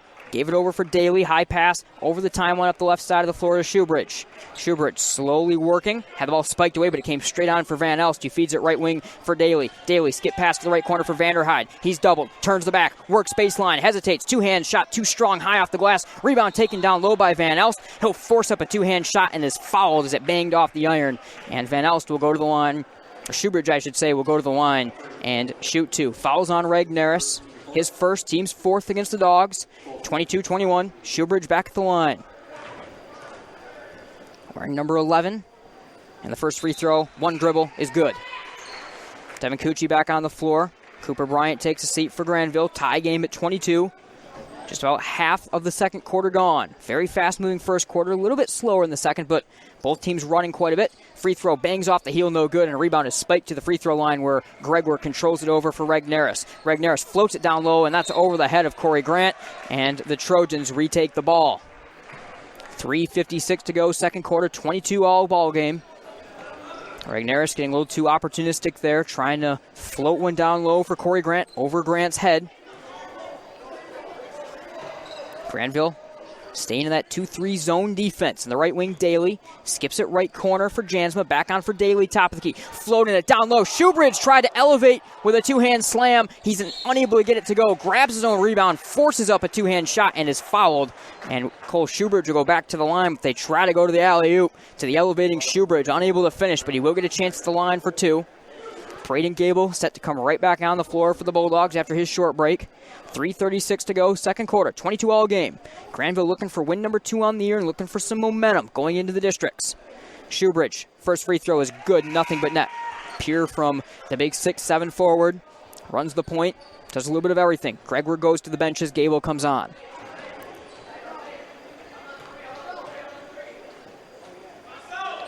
Second free throw good for Shoebridge. Gregor walks over to Coach Klingler, who's sitting down and having a bit of a coaching moment with Gregor. 24-22, 2-point lead for Thornapple-Kellogg with 3.5 to go in the first half. Regnerus leaping, feeds it right corner for Gable. Gable away from the defender, pulls up a 15-footer, good from the right side. Nothing but net. Braden Gable, nice pull-up jumpers continue for him. We're tied at 24. Shoebridge hesitates at the free throw line, floats it from 8 feet, no good, and the rebound secured down low by Gable. Sophomore continues to fight well, big crossover, trying to get past the defensive Shoebridge, pressuring him up the floor. Gets over the timeline, picks up the dribble, feeds top of the key for Regnerus. Regnerus, right-hand dribble, drives the lane, and a foul called as he took it to the rack. And they're going to call the foul on the floor. So the basket was, oh no, I beg your pardon, they were late to put it up on the board. Shot is good off the glass for Landon Regnerus. He's able to finish through the contact. Fouls on Van Elst. He was trying to draw the charge as he went down to the floor, but didn't get set in the legal guarding position. So 26-24 Grandville. Chance for one more at the line for Landon Regnerus. He's had a really strong game so far. 2 dribbles, and the free throw rattles out harshly. Van Elst plays on for Shoebridge. Shoebridge 6'7", Van Elst 6'6". A lot of size out there for TK, especially with Shoebridge moving to the point. Zone defense for the Bulldogs. It's Michael Clark on the floor for the first time today, along with Riddle on the 2 part at the top of the key on that 2-3 zone. Right wing, Shoebridge walks into a 3, off the heel, no good, and a rebound taken by a leaping Corey Grant and pushed on for Kyle Riddle right to left. Bulldogs in the road maroon uniforms. Riddle, stutter step, left wing, takes it to the rack, left-hand shot, spins home. Nice move inside from Kyle Riddle. The junior takes it to the hole and finishes 28-24 Grandville with 2.5 to go in the first half. Daly, back on for Shoebridge, top of the key, back on Daly right side. Jab steps. Shoebridge, top of the key. Now feeds it to Jansma. Deep 3 from the left wing from Jansma. Bangs off the front iron. Hit the head of Vanderhyde and is taken by Clark up the right side. Clark walks the tightrope, takes it over the timeline right to left and feeds back for Riddle. Riddle thought about the 3. Head fake. Drives the lane. And another left-hand finish off the glass from Kyle Riddle. He's looked really good. He got the start tonight for the Bulldogs. He's put together a couple of nice plays the last 2 times down the floor. It's a 30-24 lead for the Bulldogs for the final 2 minutes of the first half, that is. And a timeout called from Coach Thaler and the TK bench. Corey Grant looking like he'll come off the floor in just a moment, as Brewer will likely be coming on in his place. We're going to quick step aside. 30-24, Grandville leading Thornapple-Kellogg. We'll be right back here. Business and sports have a lot in common. Members of a team need to stay focused on their goal of preparing for the game and winning the contest. Here at Centennial Securities Company, we work along the same lines. Every day we prepare to win, except that our win is the level of satisfaction and service that we provide our clients. It's an excellent game plan and one that we play by for the entire season. If you're a Centennial Securities customer, you know what I mean. If you're not, isn't it about time? Member SIPC and FINRA. Welcome back to Thornapple-Kellogg. I was wrong on my original guess. Corey Grant staying out there for the Bulldogs. Myron Brewer, Devin Cucci, Michael Clark, and Kyle Riddle, the rest of the Bulldog unit. For the first time today, Carter Stahl, the 5'10 junior, back on the floor for Thornapple-Kellogg. Stahl's got it in the right wing. Right-hand dribble, defended loosely by Riddles. The Bulldogs have stayed in that 2-3 zone this game. Grant walks into the right corner to defend Jansma, who whips it court wide to Daly on the left side. Right-hand dribble for Daly. Under 1:35 to go in the first half. 30-24 Grandville on the road, finishing out the regular season. Left corner for Jansma. He's got a white headband on his head, feeds it left wing for Daly. Right side for Carter Stahl. Stahl, one dribble, right corner for Daly. He's working along the baseline between the corners. No look, skip pass down low with two hands to Van Elst. Van Elst traveled. He tried to turn the back, working through a pair of Bulldogs, shuffled the feet, and Grandville retakes the basketball. 1:19 to go, second quarter, 30-24 Grandville. Kyle Riddle has had a strong couple of minutes. He's got it up the floor. To the top of the key for Brewer, seeing his first moments of the game. Left wing for Cucci. Cucci holds it high and then feeds it to the right side for Riddle. Riddle, nice move to the free throw line. Pulls up. That one off the fryer, no good, but he grabs his own rebound. Euro step to the left corner for Cucci. Head fake, drives the lane. Right hand shot will not spin home. Brewer grabbed the rebound. It spiked out of bounds from behind him by Stahl. And Grandville underneath the offensive hoop will keep it.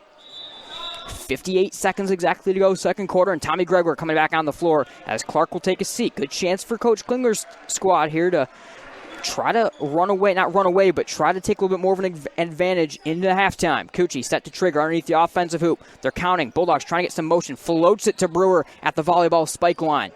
To the left side for Riddle. Behind the back dribble. Nice move by Riddle to the free throw line. Noah feed right corner. Catch and shoot three. Gregoire. Good. Gregoire able to knock it down. Kyle Riddle putting the moves on to help make it happen. It's 33-24 Grandville. Daly in the left wing for the Trojans. Left-hand dribble, walks into a three. That one misses everything as it bangs off the glass away from the iron, and the rebound is taken right to left by Kyle Riddle. Final 33 seconds of the first half. Skip past the left wing. Gregoire, three on the way. Bangs off the front iron, no good. He's 1 for 5 now shooting, trying to find his touch from deep. Daly left to right, watched by Cucci. One hand pass down low for Van Elst. Turns the back. Left hand hook shot, no good. And rebound taken by Corey Grant as he ripped it away. Final 15 seconds of the half. Coach Klingler standing, barking out calls as right to left. Riddle walks it over the timeline. Low dribbles to the left side. With the left-hand dribble now, backs out to the volleyball spike line. 4 seconds and less. Riddle drives the lane, has it spiked away from behind him. Out of bounds off of the Trojans with 1.1 seconds to go. So Cucci underneath the offensive hoop on the far side of the floor will get to trigger this one. Braden Gable comes on for Myron Brewer. Seen Gable knock down a couple of pull-up mid-range jumpers. We'll see if he's the target for the Bulldogs here. 1.1 to go. Cucci to trigger. Gets the ball from the official. Two-hand. Looking. Peering. Floats it down low for Grant. Grant is bumped into, and a foul is called. He tried to grab it. That'll be the night team foul, and that'll be a 1-and-1 at the line for Corey Grant. Contact down low as he was bumped out of the way trying to grab the ball. And Grant will go to the line for a 1-and-1 as zeros are across the scoreboard in this first half. 33-24 Grandville. Foul call against Cole Shoebridge, his first. Thornapple-Kellogg, they all get up and they're on their way back to the locker room. So Corey Grant all alone. His team is the only one still out there.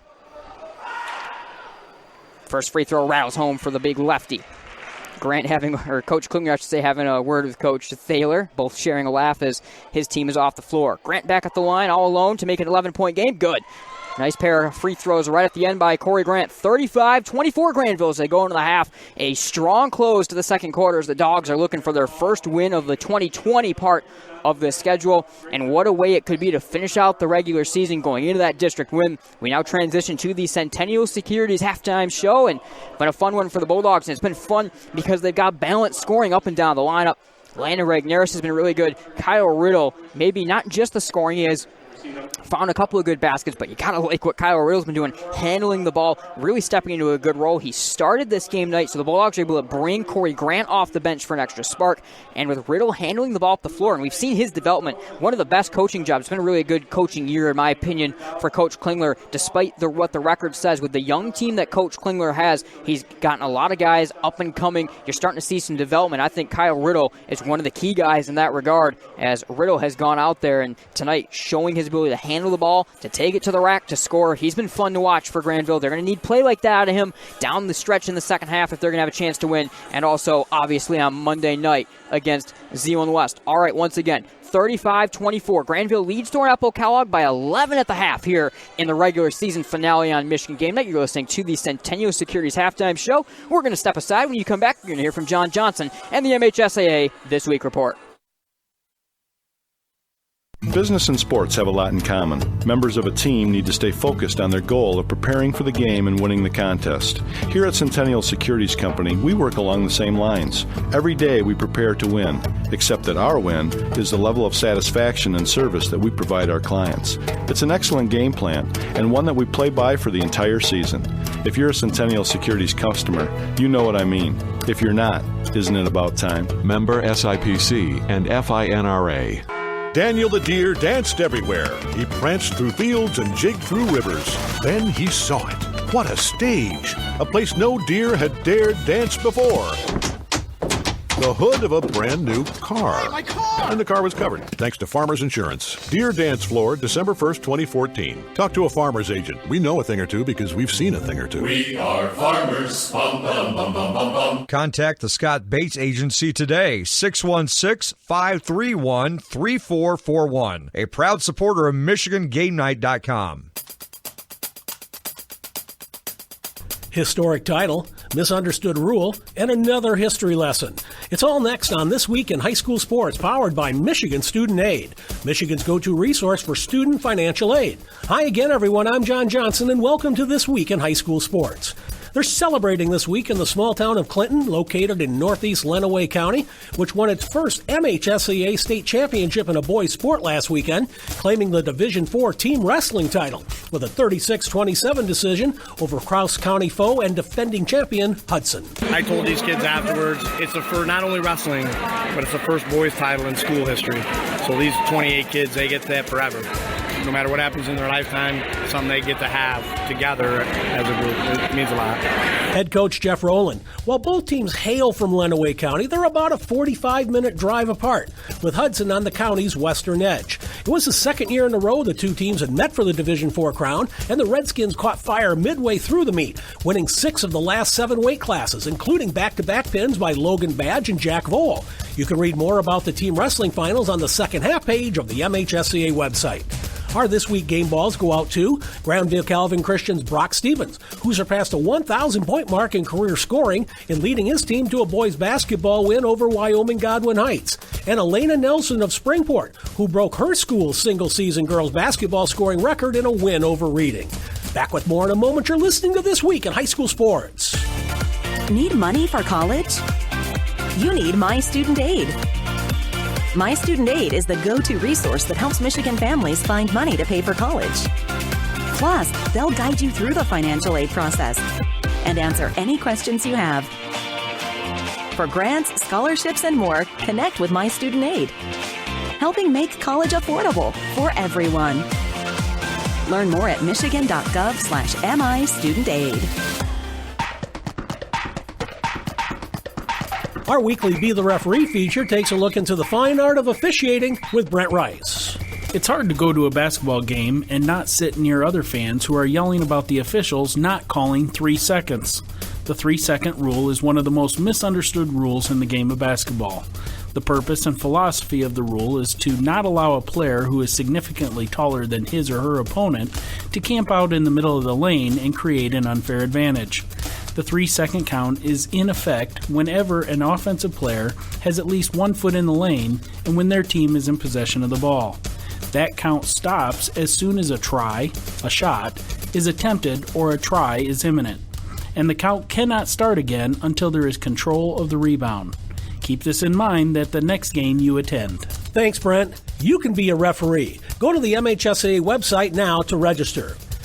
You may have remembered us giving a little love a few weeks ago to Bradley Simonson at Houghton High School for his 63-point basketball performance against Ishpeming.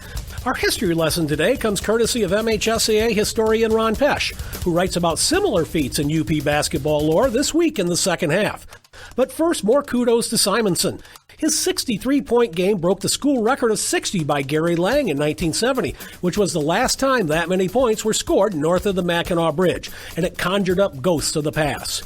You can't talk about UP basketball without first talking about marvelous Mel Peterson, who as a senior at Stevenson High School near the southern tip of the peninsula, scored what was then a state season record, 849 points, and he led the Eagles to the 1956 Class B title in sudden death double overtime against Detroit St. Andrew. In fact, that year, 3 of the 4 titles were won by UP schools. Roger Rowell at Channing with 67 points in 1960. Jim Manning with 69 for Trout Creek in 1960. Erwin Schatz of Hermansville with 71 in 1961. 60 by Bob Gale of Trout Creek in 1966. And Larry Latalia of Champion with 65 in 1970 also have their names in the record book, but they all trail the 97-point mark by Ed Burling of Crystal Falls against Iron River during the 1910-11 season. Yes, 97 points, which is the state record, just a few years after Dr. Naismith invented the game, seems like a lot, and Pesch devotes a lot of space in his article to that, which you can read on the second half. For now, though, it's a legendary performance, and that's your history lesson for this week. You've been listening to This Week in High School Sports, which was honored this week by the Michigan Association of Broadcasters for the Best Network Sports Program of 2019. This Week in High School Sports is powered by Michigan Student Aid and a production of the MHSAA Network. Thanks for joining us, everyone. I'm John Johnson. We'll see you next time. Can you identify your number one personal trait? The thing that you do better than most others? If not, this may be a good time to think this through. If you're really good at writing, then why use the phone? If you're great on the phone, why use email? If you have exceptional human relation skills, why sit back and let others lead? I'm Randy Hansen, president of Centennial Securities Company. Playing to our strengths is something we do very well at Centennial. And if you're already a customer, you know what I mean. If not, isn't it about time? Member SIPC and FINRA. The sinister cries haunted Mary through the night. Dawn neared, and still the voice tormented her. She ran towards the safety of her car, flung open the door, and a coyote had somehow gotten locked inside. But the damaged interior was covered, thanks to Farmers Insurance. Coyote Carpool, August 1st, 2015. Talk to a farmer's agent. We know a thing or two because we've seen a thing or two. We are farmers. Bum, bum, bum, bum, bum, bum. Contact the Scott Bates Agency today, 616-531-3441. A proud supporter of MichiganGameNight.com. Hey, it's Eric. We all know what it means to be under the influence, but let's talk a minute about what it means to be above the influence. Living life above the influence is about being yourself and not letting negative influences get to you. Every day we all encounter pressure, some good and some not so good. Pressure to drink, do drugs, or participate in anything that goes against who you are in order to fit in are negative influences we all face. The weekend's perfect for hanging out with friends and just having fun. Remember, you can have fun after school and on weekends without drugs and alcohol.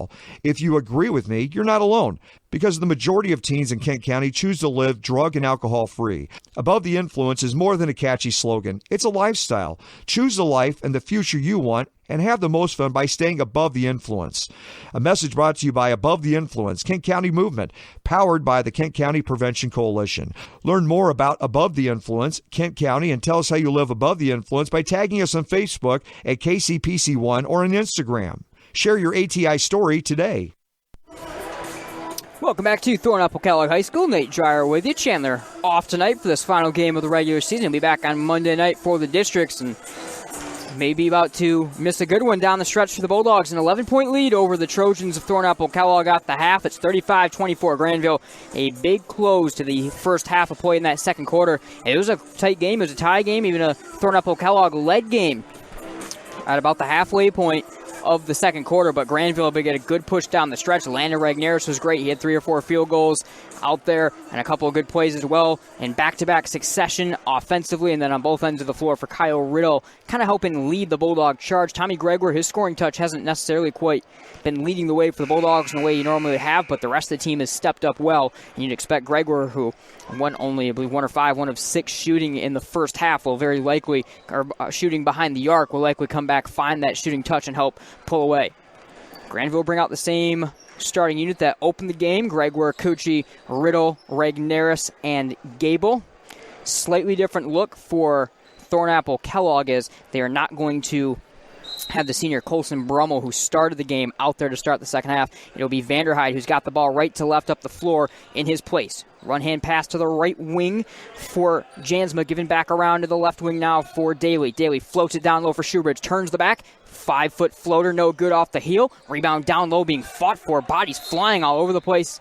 And we've got a held ball as Van Elst got tied up down low with Gable and Regneris alternating possession. Grandville will get it. 7:43 to go, third quarter. Underway in the second half. It's 35-24 Grandville. Left-right. Road maroon uniforms for the Bulldogs. Kyle Riddle's got it. He's got short sleeves in maroon underneath that maroon jersey. Home white uniforms for the Trojans tonight with black numbers, black and orange trimming.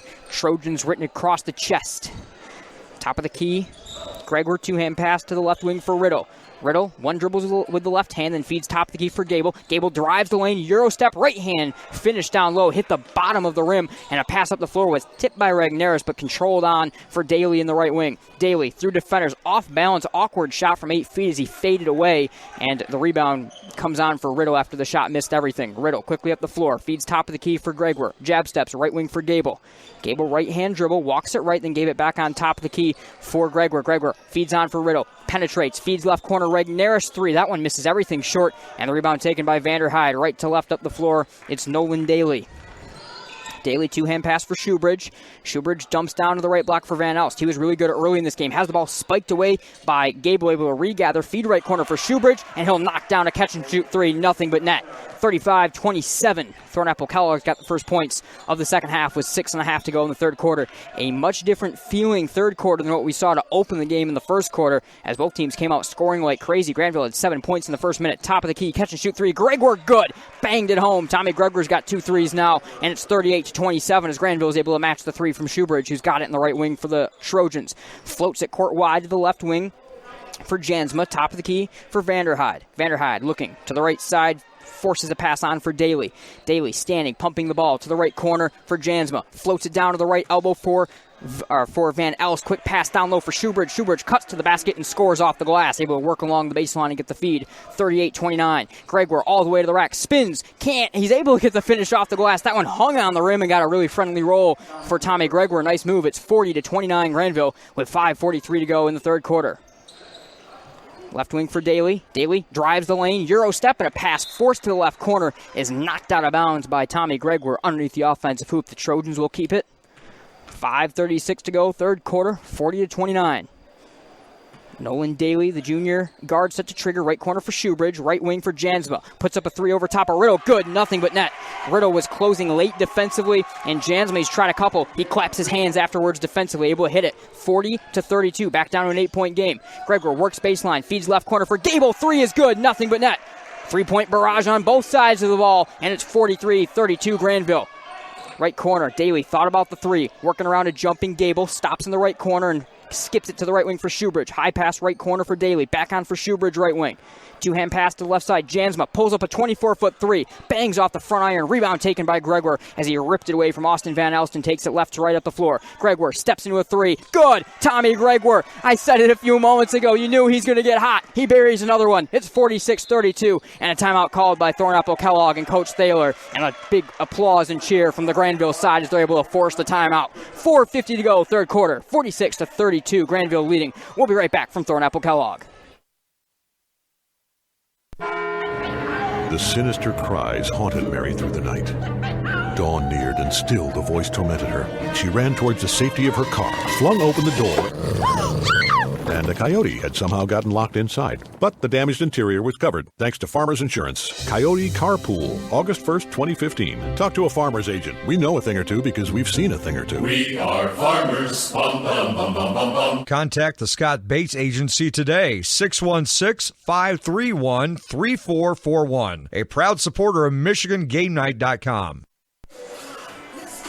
Welcome back to TK, 46-32. Grandville leading Thornapple-Kellogg with 4:50 to go in the third quarter, and three-point barrage both sides of the ball, but Grandville taking the advantage out of it. Tommy Gregor suddenly getting red hot and knocking down threes. He just stepped into a 23-footer that he rattled home. Trojans have got the ball coming out of Coach Thaler's timeout. Coach Klingler with the team now breaking from the circle around him at the Grandville bench. Trojans will be inbounding from center court right alongside the scorer's table. Scorer's table reading Thornapple-Kellogg High School on one side, home of the Trojans with their logo on the other. TK at center court here. Light wood finish with orange around the baselines on all sides. To the right wing, it's Nate Jansma, feeds it around on the extra pass to the left wing for Nolan Daly. Daly pumping with two hands, feeds left corner for Jansma. Skips down low for Schubert, stolen away by Gregor. Jumped the passing lane, he's got it left to right for the Bulldogs. Gregor turns the back at the right block, puts up a shot with the right hand, blocked away, but a foul called, and Tommy Gregor will go to the line and shoot two. 4:31 to go, third quarter, 46-32. Goodness, feeling pretty smart right now. Said right before the start of the half that Gregor was going to get hot, and now on both ends of the floor making a difference and has a chance to get two more here. The foul called against Cole Shoebridge. That is the second foul on the junior forward. Team's first of the half, first foul period of the half, and the first free throw is nothing but net good for Gregor. Alex Bonema will come on the floor for Nate Jansma for the Trojans. Gregor, number 24, 6'3 junior, dribbles twice and able to finish. Quick little free throw motion and started to run backwards before it even had gone through Pure. 48-32 Grandville. Left corner for Bonema. Skips it down low. Stolen away again by Gregor. Jumps another passing lane. He's got it left to right. Gregor takes it to the rack. Lost the handle down low. It's out of bounds as it's kicked out along the baseline by Alex Bonema. Grandville will keep it. So back-to-back steals on these two possessions for Gregor. Making a difference on the defensive side of the floor, too, as the Bulldogs working out of the zone defense and being able to really create some havoc on the passing lanes. And the right wing for Riddle. Riddle reaches around a defender, feeds it down low for Cucci, feeds it top of the key, three on the way for Gable. Good, nothing but net. The offensive barrage continues for Grandville. 51-32 Dogs. And the right wing, Van Elst drives through two Bulldogs, floats one from 8 feet, bangs off the connector, no good, grabs his own rebound, floats up a two-handed shot, no good. Rebound taken by Cucci. Van Elst wants a foul. Cucci takes it all the way to the rack, plows into two men, tries to force up a shot, no good, no foul called. Back the other way, the Trojans give it on for Van Elst. He'll take it to the rack and score with the right hand. He went down to the floor and was asking for a foul. Ball is inbounded to Riddle, and he's fouled by Bonema, who tried to rip the ball away from him harshly. Frantic section of action. Second foul on Bonema. Vanderhyde will go to the bench as Caden Pratt comes on in his place for the Trojans. Second team foul along with that second foul on Bonema. 51-34. Bonema, a whole bunch of defensive pressure in the backcourt on Riddle, and he'll tip another pass out of bounds, and the Bulldogs will have to inbound from along the baseline again. Bonema, 5'6", junior guard, 135 pounds, small guy with a much larger Riddle that he's defending, but a lot of defensive intensity. Full court press staying on. The Bulldogs whip it from Cucci over the timeline to Riddle, who's able to settle it down in the left wing. Riddle drives left corner, feeds for Regneris. Regneris, right-hand dribbler around a man, drives the lane, no up feed, mid-range jumper, right side. Cucci, good, nothing but net. The Bulldogs can't miss. It's 53-34 with 3:34 to go, third quarter. Offensive exhibition continues. Shoebridge in the left wing for the Trojans. To the left corner for Daly. Daly holding with two hands back onto the volleyball spike line to Shoebridge. Right hand dribble. Feeds with two hands to the right wing for Bonema. Bonema skips it just inside the arc to Van Elst. One hand pass to the left elbow. Shot on the way from Pratt. That one bangs off the iron. No good. And a rebound taken left to right by Regneris. Landon Regneris. Crossover. Drives the lane. Left hand shot is off the glass and good. Nice move. He weaves through the lane. Able to snake to the left block and finish off the glass. 55-34 Grandville. Shoebridge takes it to the rack and floats one in. And a foul called on the floor against Braden Gable. Second foul on Gable, first down the team. 55-34 Grandville. Kyle Riddle will go to the bench and Corey Grant will come on in his place with just under 3 minutes to go in the third quarter. Grandville looking for win number 2 on the year and looking for a big spark of energy and a big offensive performance to help get them into the districts. Van Elst has got a long pass floated to him in the left wing. Turns at the free throw line. Puts up a shot from 10 feet. No good as it banged off the connector. He spun into that one around the Bulldog defense. And now it came on for Cucci. Cucci tries to go with a three-quarter court pass into the corner for Gable. That one is out of Gable's reach as the two sophomores can't connect. Andrew Dukeshire going to come on the floor. Devin Cucci going to take a seat. And assuredly, Devin Cucci going to have a quick coaching moment with Coach Klingler. 2:46 to go. Third quarter, 55-34. Right to left, slowly over the timeline, pounding the rock in the right hand is Nolan Daly. To the right side for Carter Stahl, who's checked back on. His pass to the left wing is floated and stolen away by Gregor. Gregor feeds down low for Regnerus, turns the back, no-look feed, left corner, Gable three, good, nothing but net. Everything working, a no-look feed, and a finish from the corner. Braden Gable's red hot, the Bulldogs are red hot. It's 58-34 Dogs with 2:21 to go in the third quarter. Bonema, catch and shoot three, right corner, bangs off the front iron, no good. A rebound taken by Gable, and he'll look to feed on for Regnerus, but that one was away from Regnerus. Bonema stole it away, took it to the rack. It's blocked away there by Gable. He then chased it out of bounds, unable to save it as it was off of him along the left out of bounds line. Trojans will keep it, but the Bulldogs are buzzing. 2:10 to go, third quarter. 58-34 Grandville. Vanderhyde back on the floor for Stahl. Tell you what, Chandler, if you're tuning in right now, seems like you may be bad luck or something. The Bulldogs offense rocking and rolling right now in this third quarter. In the corner, it's Bonema. Tries to feed down low for Van Elst. Tipped and stolen away by Dukeshire, who'll have it left to right. Spins as he gets over the timeline. Tight defense being applied by Bonema. Top of the key for Gregor. Gregor jabbing. Launches a 25-footer. Off the front iron, no good. Got to try at the heat check for the entire team. Right to left, Van Elst. Tries to feed on for Daly. It was out of Daly's reach. Taken by Regnerus. And Regnerus skies and throws down with two hands. The exclamation point. It's 60-34 Grandville with 1:35 to go in the third quarter.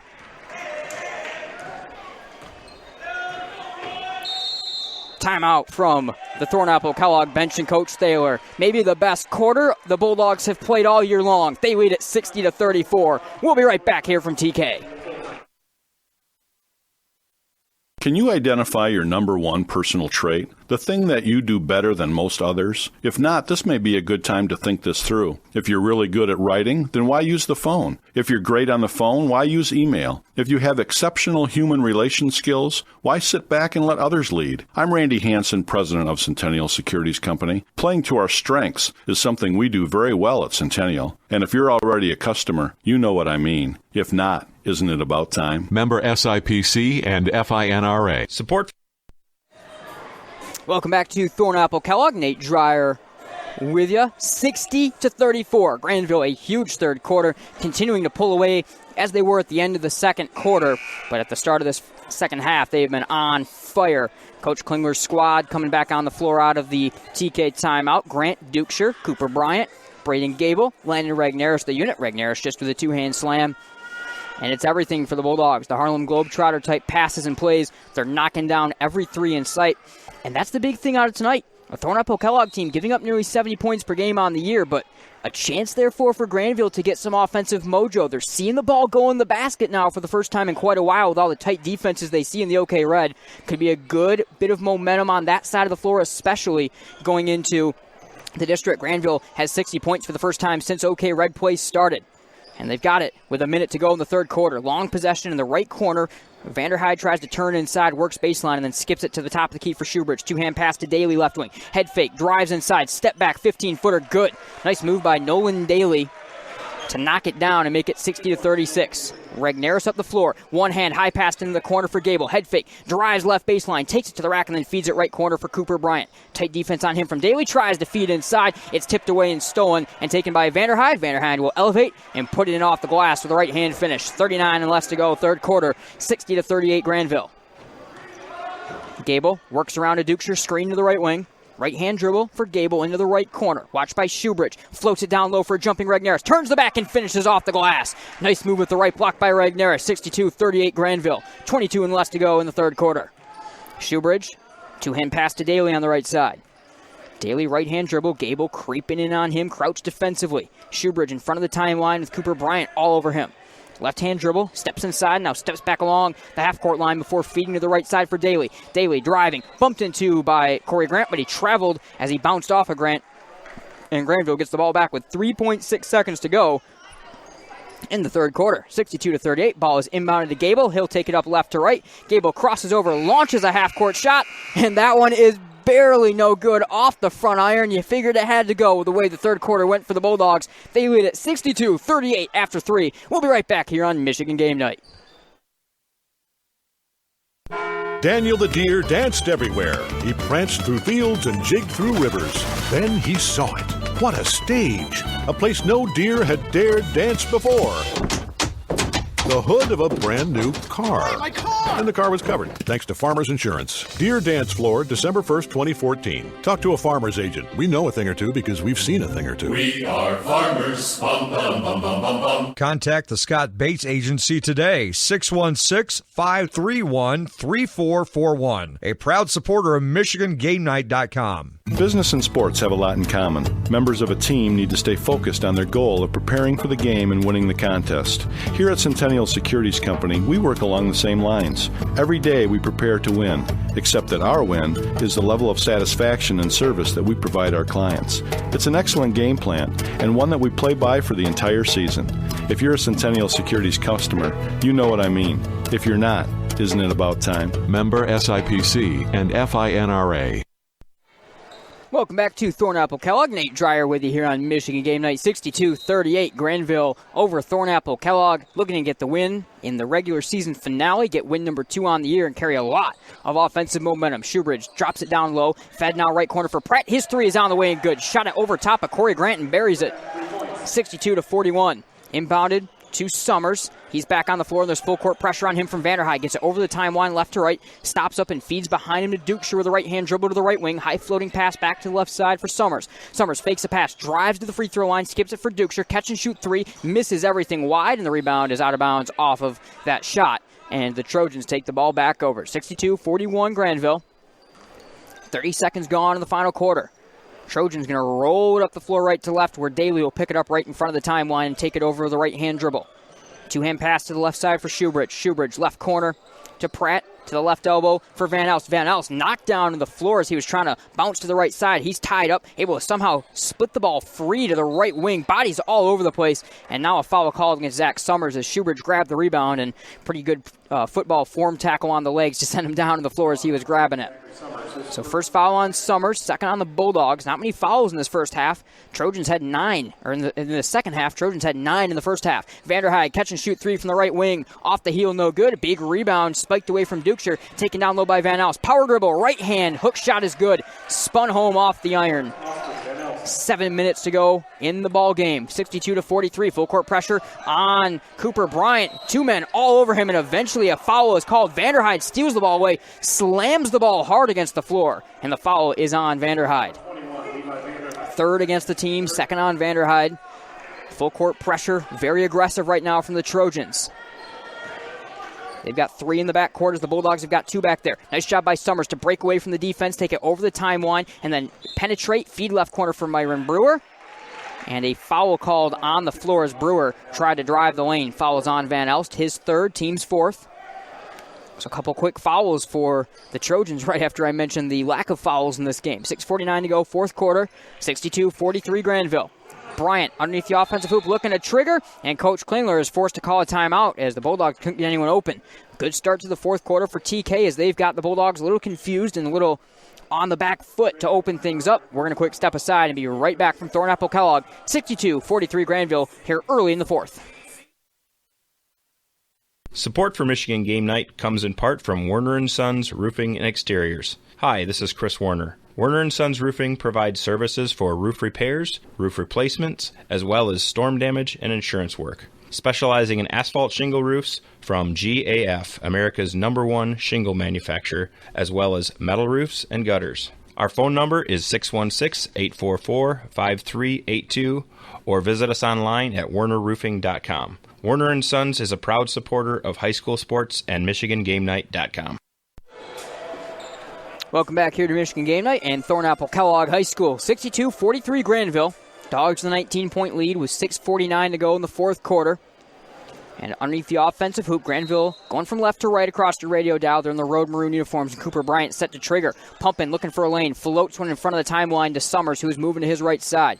Between the leg dribble to pick up the ball. Feeds it in down low to a cutting Dukeshire, but it's stripped and stolen away by Vanderhyde down low. Vanderhyde, Bulldog bench wanted a double dribble call. They won't get it. And it's kicked in the left corner for Shoebridge. Back on for Daly, left wing. Pumps a fake pass inside, then feeds left corner for Shoebridge. Catch and shoot three, rattles out hard, and a big rebound came out to the three-point arc where it's taken by Brewer. Brewer had the ball stripped from behind, able to regather. Maybe a bit of a foul call missed there. And he feeds it to the right wing for Summers. Left-hand dribble, picks up the dribble.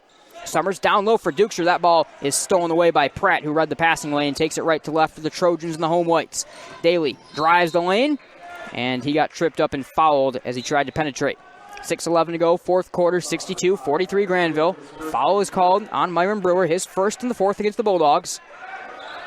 Michael Clark set to check back in for the Bulldogs. He wipes his shoes on the X-marked rug right in front of the scorer's table. Corey Grant will take a seat in his place.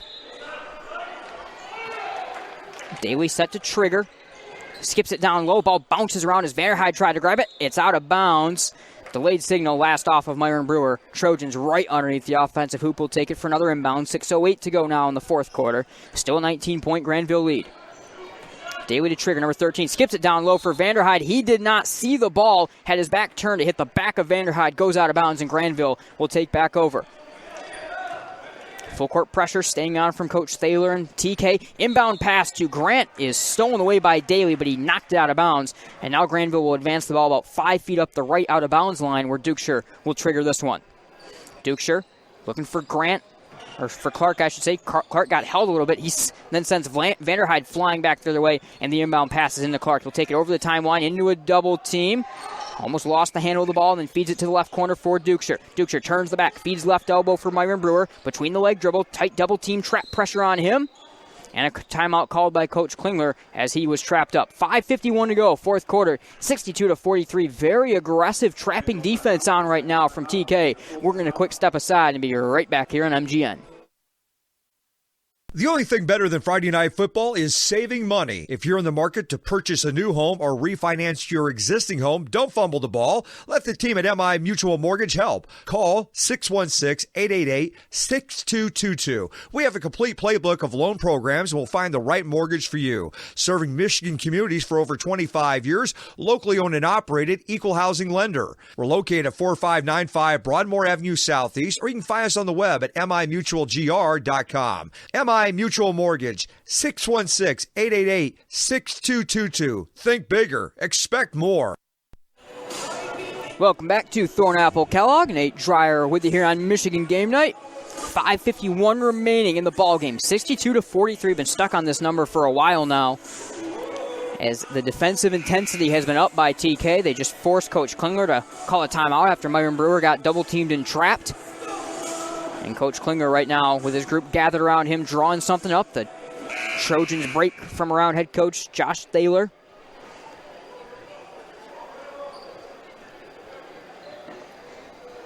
Bulldogs driving from broadcast left to right now across the radio down. They'll be underneath the offensive hoop on the far side.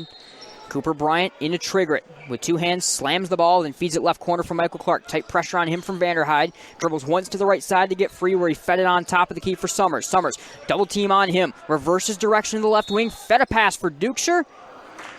And a foul is called against Vanderhyde before he was able to force a pass that would have been wide of Dukeshire. That's the team's fifth foul against TK, third foul against Vanderhyde, who's been among their most aggressive defenders.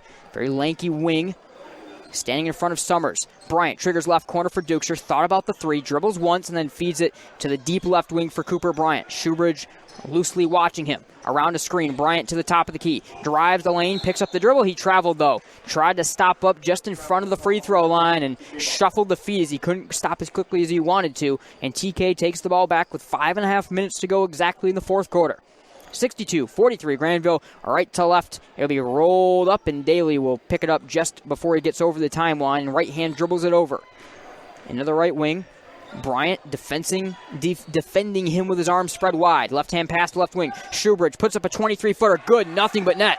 Cole Shoebridge wasn't able to get many threes off in the first quarter, but he is a deadly shooter out of the big 6'7" forward. Able to knock that one down. Now he steals the inbound pass, takes it to the rack.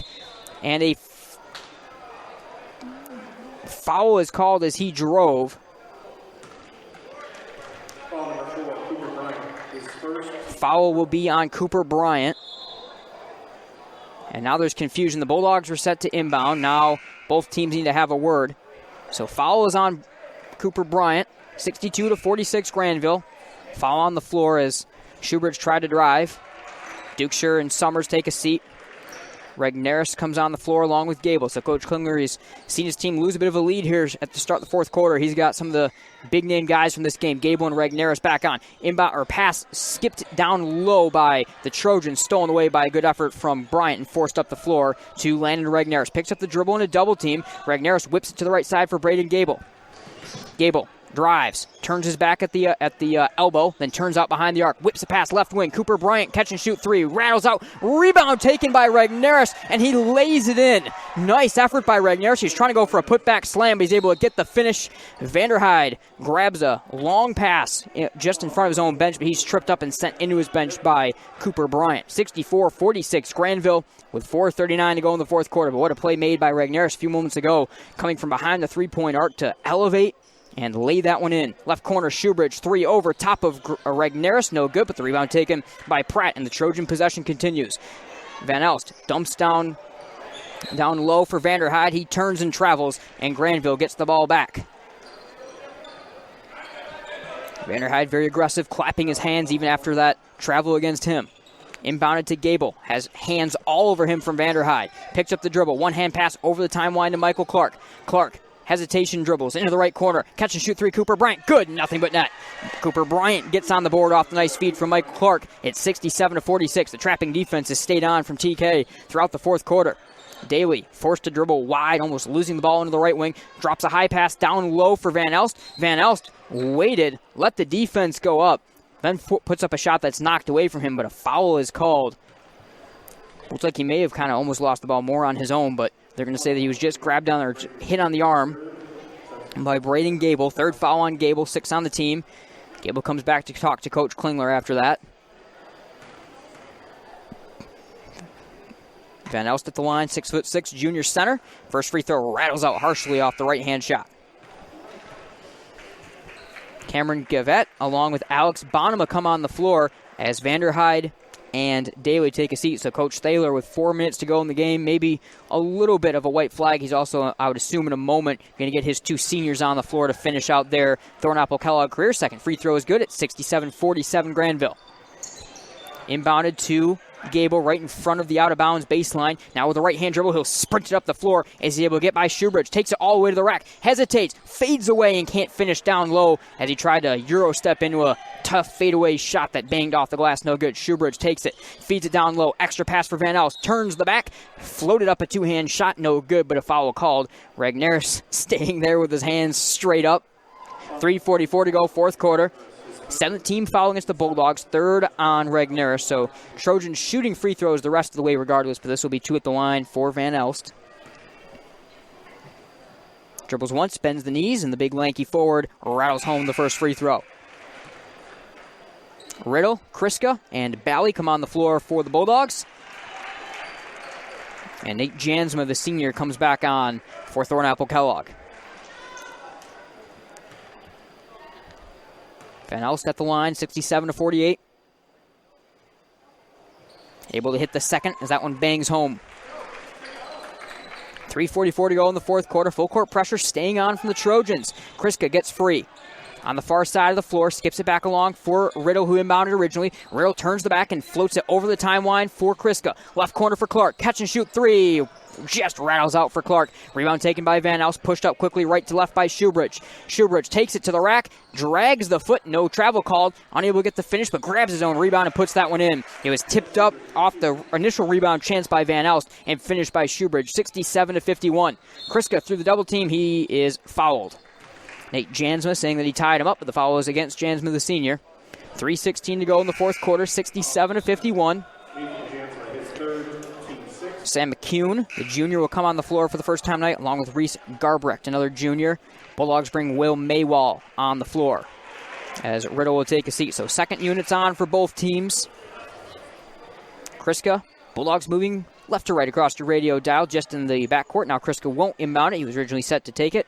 It will now be Will Maywall triggering. Slaps the ball, looking to the right side. Gave it on there for Michael Clark over the timeline. Clark, step back dribble. Top of the key for Maywall. Maywall, jump pass, down low for Brewer. Left-hand dribble, turns the back, tried to float it there for Kriska, and the ball is aggressively taken away down low by McCune. Tries to skip a pass for Bonham that's knocked out of bounds.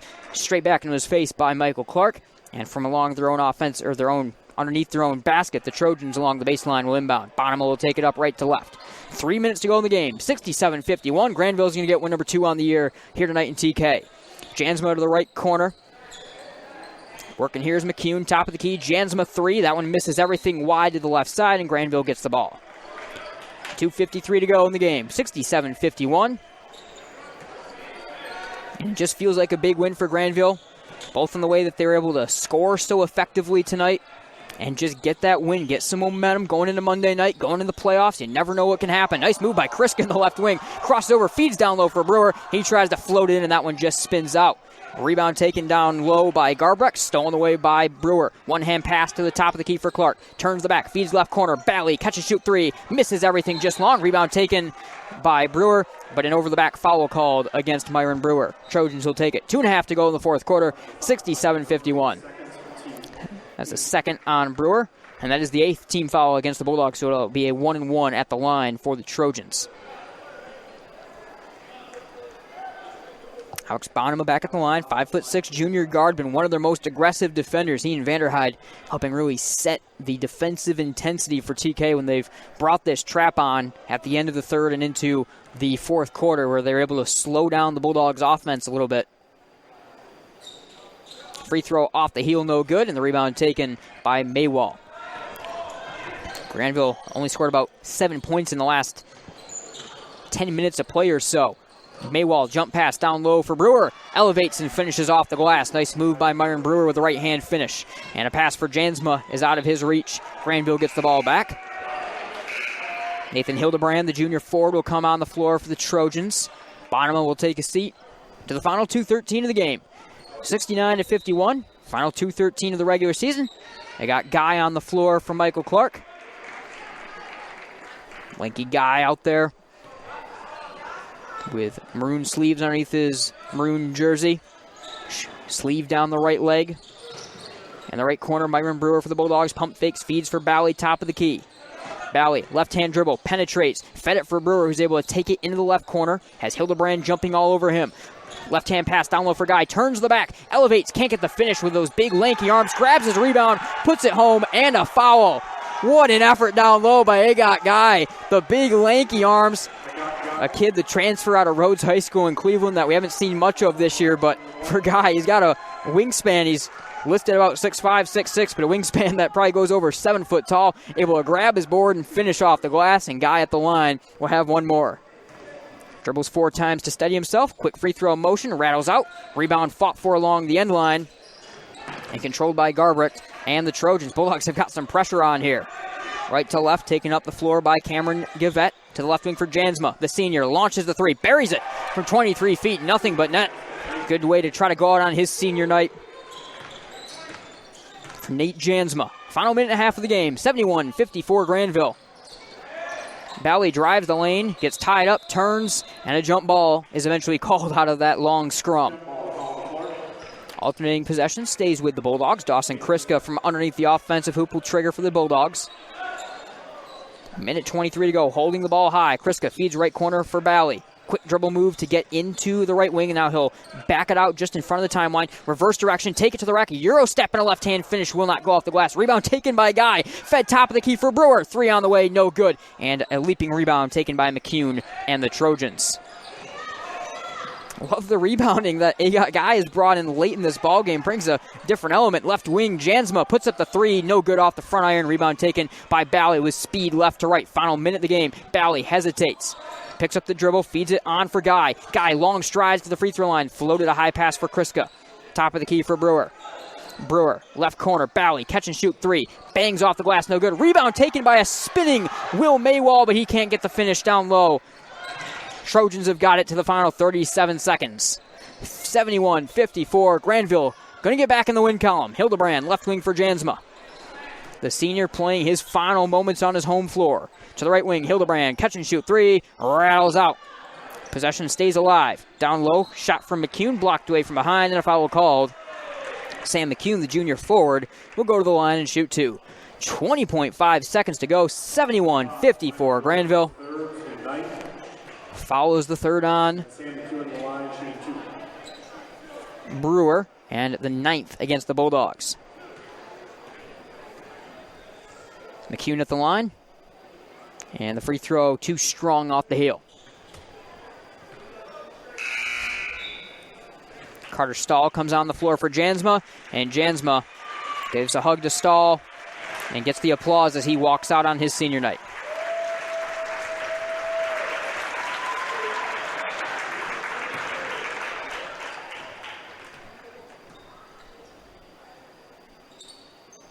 Second free throw for McCune, off the heel, no good. But a lane violation called against Guy, so he'll get one more at the line.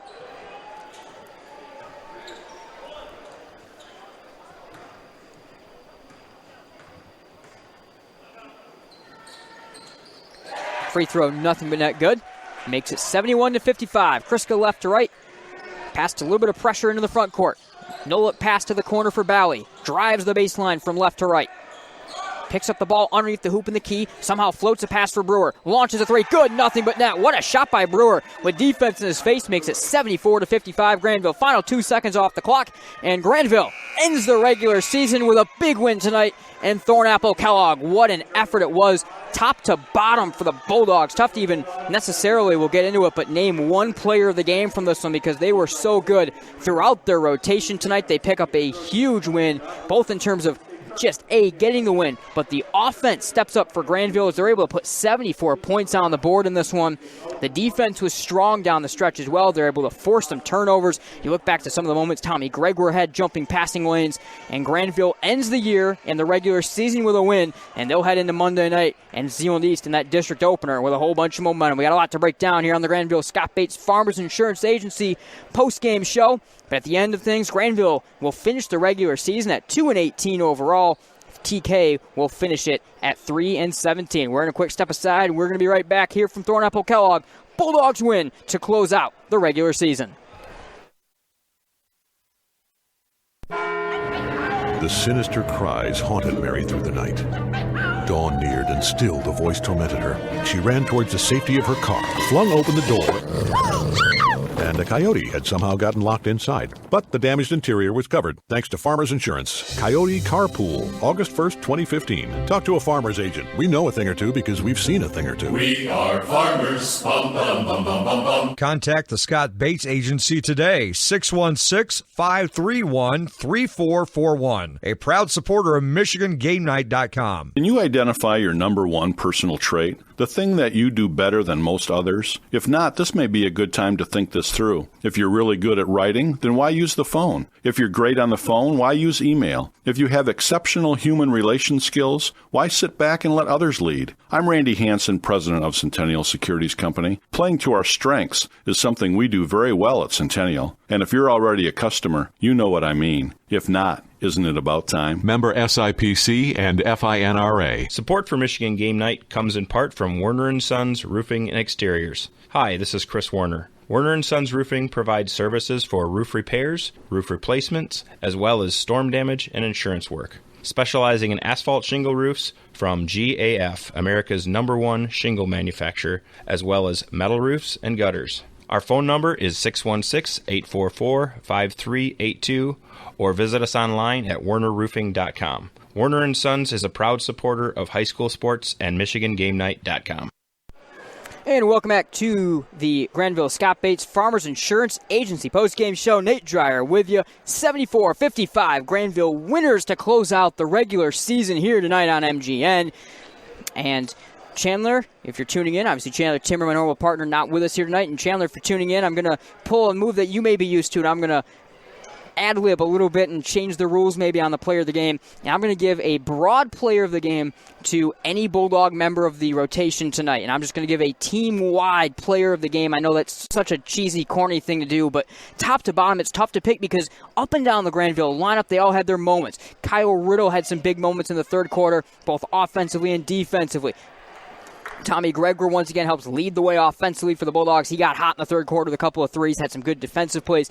Landon Regnerus, the steady hand inside and out throughout the ball game. Just up and down the lineup. Strong performances out of the Bulldogs. So team-wide, they're going to all get the player of the game tonight as Grandville is able to get their second win of the year and go into the playoffs now with a bit of a hot hand. And it's one of those things for Grandville, able to get right around their season high in scoring with this win tonight, putting up 74 points on the board. They hadn't scored 60 since the Detroit Country Day game, and they're able to blow that away with a big performance down the stretch here tonight. So once again, let's quick look ahead. And Monday night, 5:45 p.m. from Grandville, we'll be on the air here on Michigan Game Night. Chandler will be back alongside me for that game as it's playoff basketball. Grandville playing Zeeland East. Haven't seen a score yet from that Zeeland East game at Greenville tonight, but Grandville tonight, they're able to play a team that doesn't maybe quite have the defensive ability and the ability top to bottom of these great last two teams they've seen in Forest Hill Central and Hudsonville. They get a lot of offensive momentum going. You can feel Grandville finally getting some confidence. They saw the ball go through the hoop, and that's something with all the tough defenses that they have to see week in, week out in the OK Red. They just haven't necessarily been able to do is just see the ball go through the basket. They're able to get it to go plenty of times tonight en route to 74 points and picking up their second win of the year and doing it in almost the best way possible to get it in the last game before the playoffs. It'll be a tough game. We'll have a lot to break down. We're on the air for that little bit extended pregame show, 6:40 or 5:45 p.m. Monday night right here, MichiganGameNight.com/Grandville here on the Grandville page. We'll be back on the air for everyone at MichiganGameNight.com. I'm Nate Dreyer. Bulldogs win to close out the regular season. We'll see you Monday night for playoff basketball on Michigan Game Night.